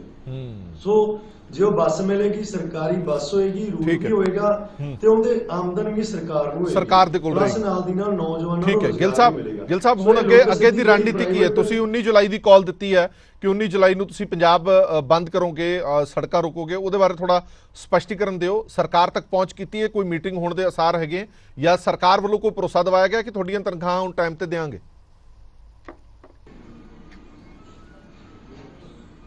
ਦੇਖੋ ਜੀ, ਸਰਕਾਰ ਵੱਲੋਂ ਜਦੋਂ ਤੋਂ ਇਹ ਨਵੀਂ ਸਰਕਾਰ ਬਣੀ ਆ 3 ਮਹੀਨੇ ਤੋਂ ਪਲੱਸ ਹੋ ਗਿਆ, ਹਰ ਮਹੀਨੇ ਸਾਡੀ ਸੈਲਰੀ ਲੇਟ ਆ ਰਹੀ ਆ। ਪਿਛਲੀ ਹੜਤਾਲ ਅਸੀਂ ਰੱਖੀ ਸੀ ਜੂਨ ਮਹੀਨੇ ਦੀ, 8, 9, 10 ਦੀ ਹੜਤਾਲ ਸੀ। ਮਾਨਯੋਗ ਟਰਾਂਸਪੋਰਟ ਮੰਤਰੀ ਨੇ ਮੀਟਿੰਗ ਬੁਲਾ ਕੇ 7 ਜੂਨ ਨੂੰ ਇਹ ਫੈਸਲਾ ਕੀਤਾ ਕਿ ਤੁਹਾਡੀਆਂ ਜਿਹੜੀਆਂ ਜਾਇਜ਼ ਮੰਗਾਂ ਰੈਗੂਲਰ ਕਰਨ ਦੀ, ਮੁਲਾਜ਼ਮ ਜਿਹੜੇ ਕੱਢੇ ਗਏ ਉਹਨਾਂ ਨੂੰ ਬਹਾਲ ਕਰਨ ਦੀ ਮੰਗ ਆ। ਸੋ ਮੰਗਾਂ ਮਾਨਯੋਗ ਮੁੱਖ ਮੰਤਰੀ ਕੋਲ ਜਾਵਾਂਗੇ, ਉੱਥੇ ਜਾ ਕੇ ਹੱਲ ਕਰਾਂਗੇ। ਸੋ ਉਹਦੇ ਵਾਸਤੇ 1 ਹਫ਼ਤੇ ਦਾ ਸਮਾਂ ਲਿਆ ਗਿਆ ਸੀ। ਅੱਜ 1 ਮਹੀਨਾ ਤੇ 1 ਹਫ਼ਤਾ ਬੀਤ ਗਿਆ, ਕਹਿਣ ਤੋਂ ਭਾਵ ਵੀ ਮਹੀਨਾ ਪਲੱਸ ਬੀਤ ਗਿਆ, ਪਰ ਕੋਈ ਵੀ ਮੀਟਿੰਗ ਨਹੀਂ ਹੋਈ, ਨਾ ਕੋਈ ਹੱਲ ਨਿਕਲਿਆ। ਸੋ ਮੌਜੂਦਾ ਸਮੇਂ ਦੇ ਵਿੱਚ ਵੀ ਸਰਕਾਰ ਵੱਲੋਂ ਜਾਂ ਸਾਡੇ ਅਧਿਕਾਰੀਆਂ ਵੱਲੋਂ ਕੋਈ ਮੀਟਿੰਗ ਦੀ ਕਾਲ ਸਾਨੂੰ ਹਜੇ ਤੱਕ ਨਹੀਂ ਆਈ। ਅਸੀਂ ਇਹ ਨੋਟਿਸ ਲਗਭਗ 15-20 ਦਿਨ ਪਹਿਲਾਂ ਦੇ ਚੁੱਕੇ ਹਾਂ ਕਿ ਅਸੀਂ ਹੜਤਾਲ ਵਰਗੇ ਤਿੱਖੇ ਐਕਸ਼ਨ ਕਰਾਂਗੇ ਜੇਕਰ ਸੈਲਰੀ ਸਮੇਂ ਸਿਰ ਨਾ ਆਈ। ਸੋ ਕਹਿਣ ਤੋਂ ਭਾਵ ਕਿ ਵਿਭਾਗ ਅਜੇ ਤੱਕ ਸਾਨੂੰ ਬੁਲਾ ਕੇ ਰਾਜੀ ਨਹੀਂ। ਸੋ ਜਿਹੜੀ ਹੜਤਾਲ ਤੁਸੀਂ ਜਿਵੇਂ ਪਹਿਲਾਂ ਕਿਹਾ ਲੋਕ ਖੱਜਲ ਹੁੰਦੇ ਆ, ਲੋਕਾਂ ਨੂੰ ਖੱਜਲ ਕਰਨ ਚ ਸਰਕਾਰ ਤੇ ਸਾਡੇ ਅਧਿਕਾਰੀਆਂ ਦਾ ਹੱਥ, ਉਹ ਚਾਹੁੰਦੇ ਕਿ ਵਿਭਾਗ ਬੰਦ ਹੋਣ। ਪਤਾ ਨਹੀਂ ਕੀ ਕਾਰਨ ਹੈ, ਕਿਉਂ ਬੰਦ ਕਰਾਉਣਾ ਚਾਹੁੰਦੇ ਆ। ਇੱਕ ਪਾਸੇ ਪੈਸੇ ਨਹੀਂ ਆ ਰਹੇ, ਮੁਲਾਜ਼ਮਾਂ ਦੀ ਸੈਲਰੀ ਉੱਕੀ ਆ, ਦੂਸਰੇ ਪਾਸੇ ਇੱਕ ਪੰਪ ਤੇ ਹਰ ਇੱਕ ਡਿਪੂ ਦਾ ਡੀਜ਼ਲ ਦਾ 60-60 ਲੱਖ ਰੁਪਇਆ, 50-50 ਲੱਖ ਦੇਣਦਾਰੀ ਹੋਈ ਪਿਆ, ਉਧਾਰ ਕੀਤਾ ਹੋਇਆ। ਪੰਪਾਂ ਵਾਲੇ ਸਾਨੂੰ ਡੀਜ਼ਲ ਦੇਣ ਤੋਂ ਨਾ ਕਰ ਰਹੇ ਆ, ਦੇਣਦਾਰੀਆਂ ਹੋਈਆਂ ਕਿ ਨਾ ਕਰ ਰਹੇ ਆ। ਤੀਸਰੇ ਪਾਸੇ ਸਾਡੇ ਜਿਹੜੇ ਟੈਕਸ ਨੇ ਪੰਜਾਬ ਸਰਕਾਰ ਦੇ ਆ, ਚਾਹੇ ਸਾਡੇ ਹਰਿਆਣੇ ਦੇ, ਹਿਮਾਚਲ ਦੇ ਆ, ਉਹ ਟੈਕਸ ਸਾਡੇ ਹਜੇ ਤੱਕ ਨਹੀਂ ਕਰੇ। ਟੈਕਸ ਵੀ ਸਾਡੇ ਪੈਂਡਿੰਗ ਚੱਲ ਰਹੇ, ਪਤਾ ਨਹੀਂ ਕਦੋਂ ਬਾਹਰਲੀਆਂ ਸਟੇਟਾਂ ਨੇ ਸਾਡੀਆਂ ਗੱਡੀਆਂ ਘੇਰ ਕੇ ਰੋਕ ਲੈਣੀਆਂ। ਪੰਜਾਬ ਸਰਕਾਰ ਨੇ ਤਾਂ ਚਲੋ 5 ਅਗਸਤ ਤੱਕ ਸਾਨੂੰ ਸਮਾਂ ਦਿੱਤਾ ਹੋਇਆ, ਪਰ ਬਾਹਰਲੀ ਸਟੇਟ ਦਾ ਕੋਈ ਪਤਾ ਨਹੀਂ। ਸੋ ਇਹ ਲੰਮਾ ਜਿਹੜਾ ਪ੍ਰੋਸੀਜਰ ਹੈ ਵਿਭਾਗ ਨੂੰ ਖਤਮ ਕਰਨ ਵਾਲਾ ਚਲਾਇਆ ਜਾ ਰਿਹਾ। ਸੋ ਅਸੀਂ ਚਾਹੁੰਦੇ ਵੀ ਸਾਡਾ ਸਾਰਥਕ ਹੱਲ ਕੱਢਿਆ ਜਾਵੇ ਮੀਟਿੰਗ ਬੁਲਾ ਕੇ। ਅਸੀਂ ਨਹੀਂ ਚਾਹੁੰਦੇ ਕਿ ਹੜਤਾਲ ਕਰੀਏ, ਲੋਕ ਖੱਜਲ ਹੋਣ ਜਾਂ ਅਸੀਂ ਖੱਜਲ ਹੋਈਏ। ਸੋ ਸਾਡੀ ਤਾਂ ਡਿਮਾਂਡ ਹੈ ਕਿ ਮੀਟਿੰਗ ਬੁਲਾ ਕੇ। ਜੀ ਬਿਲਕੁਲ, ਤੁਹਾਡੀ ਗੱਲ ਠੀਕ ਹੈ, ਪਰ ਲੋਕ ਬੜੇ ਖੱਜਲ ਹੋ ਰਹੇ ਨੇ, ਲੋਕਾਂ ਦੀ ਖੱਜਲ ਖੁਆਰਤਾ ਨੂੰ ਜ਼ਰੂਰ ਧਿਆਨ ਦੇ ਵਿੱਚ ਰੱਖਿਆ ਜਾਵੇ। ਗਿੱਲ ਸਾਹਿਬ ਬਹੁਤ ਬਹੁਤ ਧੰਨਵਾਦ, ਔਰ ਤੁਹਾਡਾ ਵੀ ਢਿੱਲੋਂ ਸਾਹਿਬ ਬਹੁਤ ਬਹੁਤ ਧੰਨਵਾਦ। ਇਹ ਮੁੱਦਾ ਬਹੁਤ ਅਹਿਮ ਹੈ। ਇਸ ਮੁੱਦੇ ਦੇ ਵਿੱਚ 2-3 ਗੱਲਾਂ ਜਿਹੜੀਆਂ ਸਾਹਮਣੇ ਆਈਆਂ ਨੇ। ਪਹਿਲੀ ਗੱਲ ਤਾਂ ਇਹ ਹੈ ਕਿ ਜਿਹੜਾ ਮੁਫਤ ਸਫ਼ਰ ਔਰਤਾਂ ਲਈ ਕੀਤਾ ਜਾਂਦਾ, ਉਹਦਾ ਪੈਸੇ ਦੀ ਉਧਾਰੀ ਹੈ ਜਿਹੜੀ ਉਹ ਬਹੁਤ ਵੱਡੀ ਹੁੰਦੀ ਜਾ ਰਹੀ ਹੈ, ਜਿਸ ਕਰਕੇ ਦੇਣਦਾਰੀਆਂ ਖੜੀਆਂ ਨੇ। ਤੁਹਾਡੇ ਸਾਹਮਣੇ ਗਿੱਲ ਸਾਹਿਬ ਨੇ ਕਿਹਾ ਕਿ 50-50 ਲੱਖ ਰੁਪਈਆ ਪੰਪਾਂ ਵਾਲਿਆਂ ਦਾ ਦੇਣਾ ਤੇ 50-50 ਲੱਖ ਰੁਪਏ ਦੀ ਉਧਾਰੀ ਚੱਲ ਰਹੀ ਹੈ। ਜੇਕਰ ਉਹ ਨਹੀਂ ਦੇਣਗੇ ਤੇ ਕੱਲ ਨੂੰ ਉਹ ਡੀਜ਼ਲ ਨਹੀਂ ਪਾਣ ਦੇਣਗੇ। ਟੈਕਸ ਪੰਜਾਬ ਦਾ ਹੋਵੇ, ਹਰਿਆਣਾ ਦਾ ਹੋਵੇ, ਦਿੱਲੀ ਦਾ ਹੋਵੇ, ਹਿਮਾਚਲ ਦਾ ਹੋਵੇ, ਇਹ ਸਾਰੇ ਟੈਕਸ ਦੀ ਦੇਣਦਾਰੀਆਂ ਪਈਆਂ ਨੇ। ਜੇ ਟੈਕਸ ਨਾ ਉਤਰਿਆ ਤਾਂ ਕਿਸੇ ਵੇਲੇ ਵੀ ਬੱਸਾਂ ਬਾਉਂਡ ਕੀਤੀਆਂ ਜਾ ਸਕਦੀਆਂ ਨੇ। ਸੋ ਇਹਨਾਂ ਹਾਲਾਤਾਂ ਨੂੰ ਦੇਖਦੇ ਹੋਏ ਸਰਕਾਰ ਨੂੰ ਤੁਰੰਤ ਪ੍ਰਭਾਵ ਦੇ ਨਾਲ ਐਕਸ਼ਨ ਲੈਣ ਦੀ ਜ਼ਰੂਰਤ ਹੈ, ਕਿਉਂਕਿ ਜਦੋਂ ਵੀ ਕੋਈ ਸਬਸਿਡੀ ਸਰਕਾਰ ਵੱਲੋਂ ਦਿੱਤੀ ਜਾਂਦੀ ਹੈ ਤਾਂ ਉਹ ਸਬਸਿਡੀ ਦਾ ਖਮਿਆਜ਼ਾ ਵਿਭਾਗ ਭੁਗਤਦੇ ਨੇ, ਭਾਵੇਂ PSPCL ਹੋਵੇ, PRTC ਹੋਵੇ, ਪਨਬਸ ਹੋਵੇ। ਇਹਨਾਂ ਵਿਭਾਗਾਂ ਨੂੰ ਇਹ ਭੁਗਤਣਾ ਪੈਂਦਾ ਕਿ ਤੁਸੀਂ ਆਪਣੀ ਵਾਹੋ-ਵਾਹ ਲਈ ਮੁਫਤ ਸਫ਼ਰ, ਮੁਫਤ ਬਿਜਲੀ ਦਾ ਐਲਾਨ ਤਾਂ ਕਰ ਦਿੱਤਾ, ਪਰ ਵਿਭਾਗ ਨੂੰ ਪੈਸਾ ਕਿੱਥੋਂ ਮਿਲੇਗਾ, ਵਿਭਾਗ ਕਿਵੇਂ ਖੜਾ ਹੋਏਗਾ, ਇਹ ਸਮਝਣਾ ਬੜਾ ਜ਼ਰੂਰੀ ਹੈ। ਸੋ ਇਹ 2 ਅਹਿਮ ਮੁੱਦਿਆਂ ਤੇ ਵਿਚਾਰ ਚਰਚਾ ਲੈ ਕੇ ਤੁਹਾਡੇ ਸਾਹਮਣੇ ਹਾਜ਼ਰ ਹੋਈ ਸੀ। ਦੇਸ਼ ਦੁਨੀਆ ਦੀ ਬਾਕੀ ਖਬਰਾਂ ਲਈ ਬਣੇ ਰਹੋ PTC ਨਿਊਜ਼ ਨਾਲ। ਧੰਨਵਾਦ।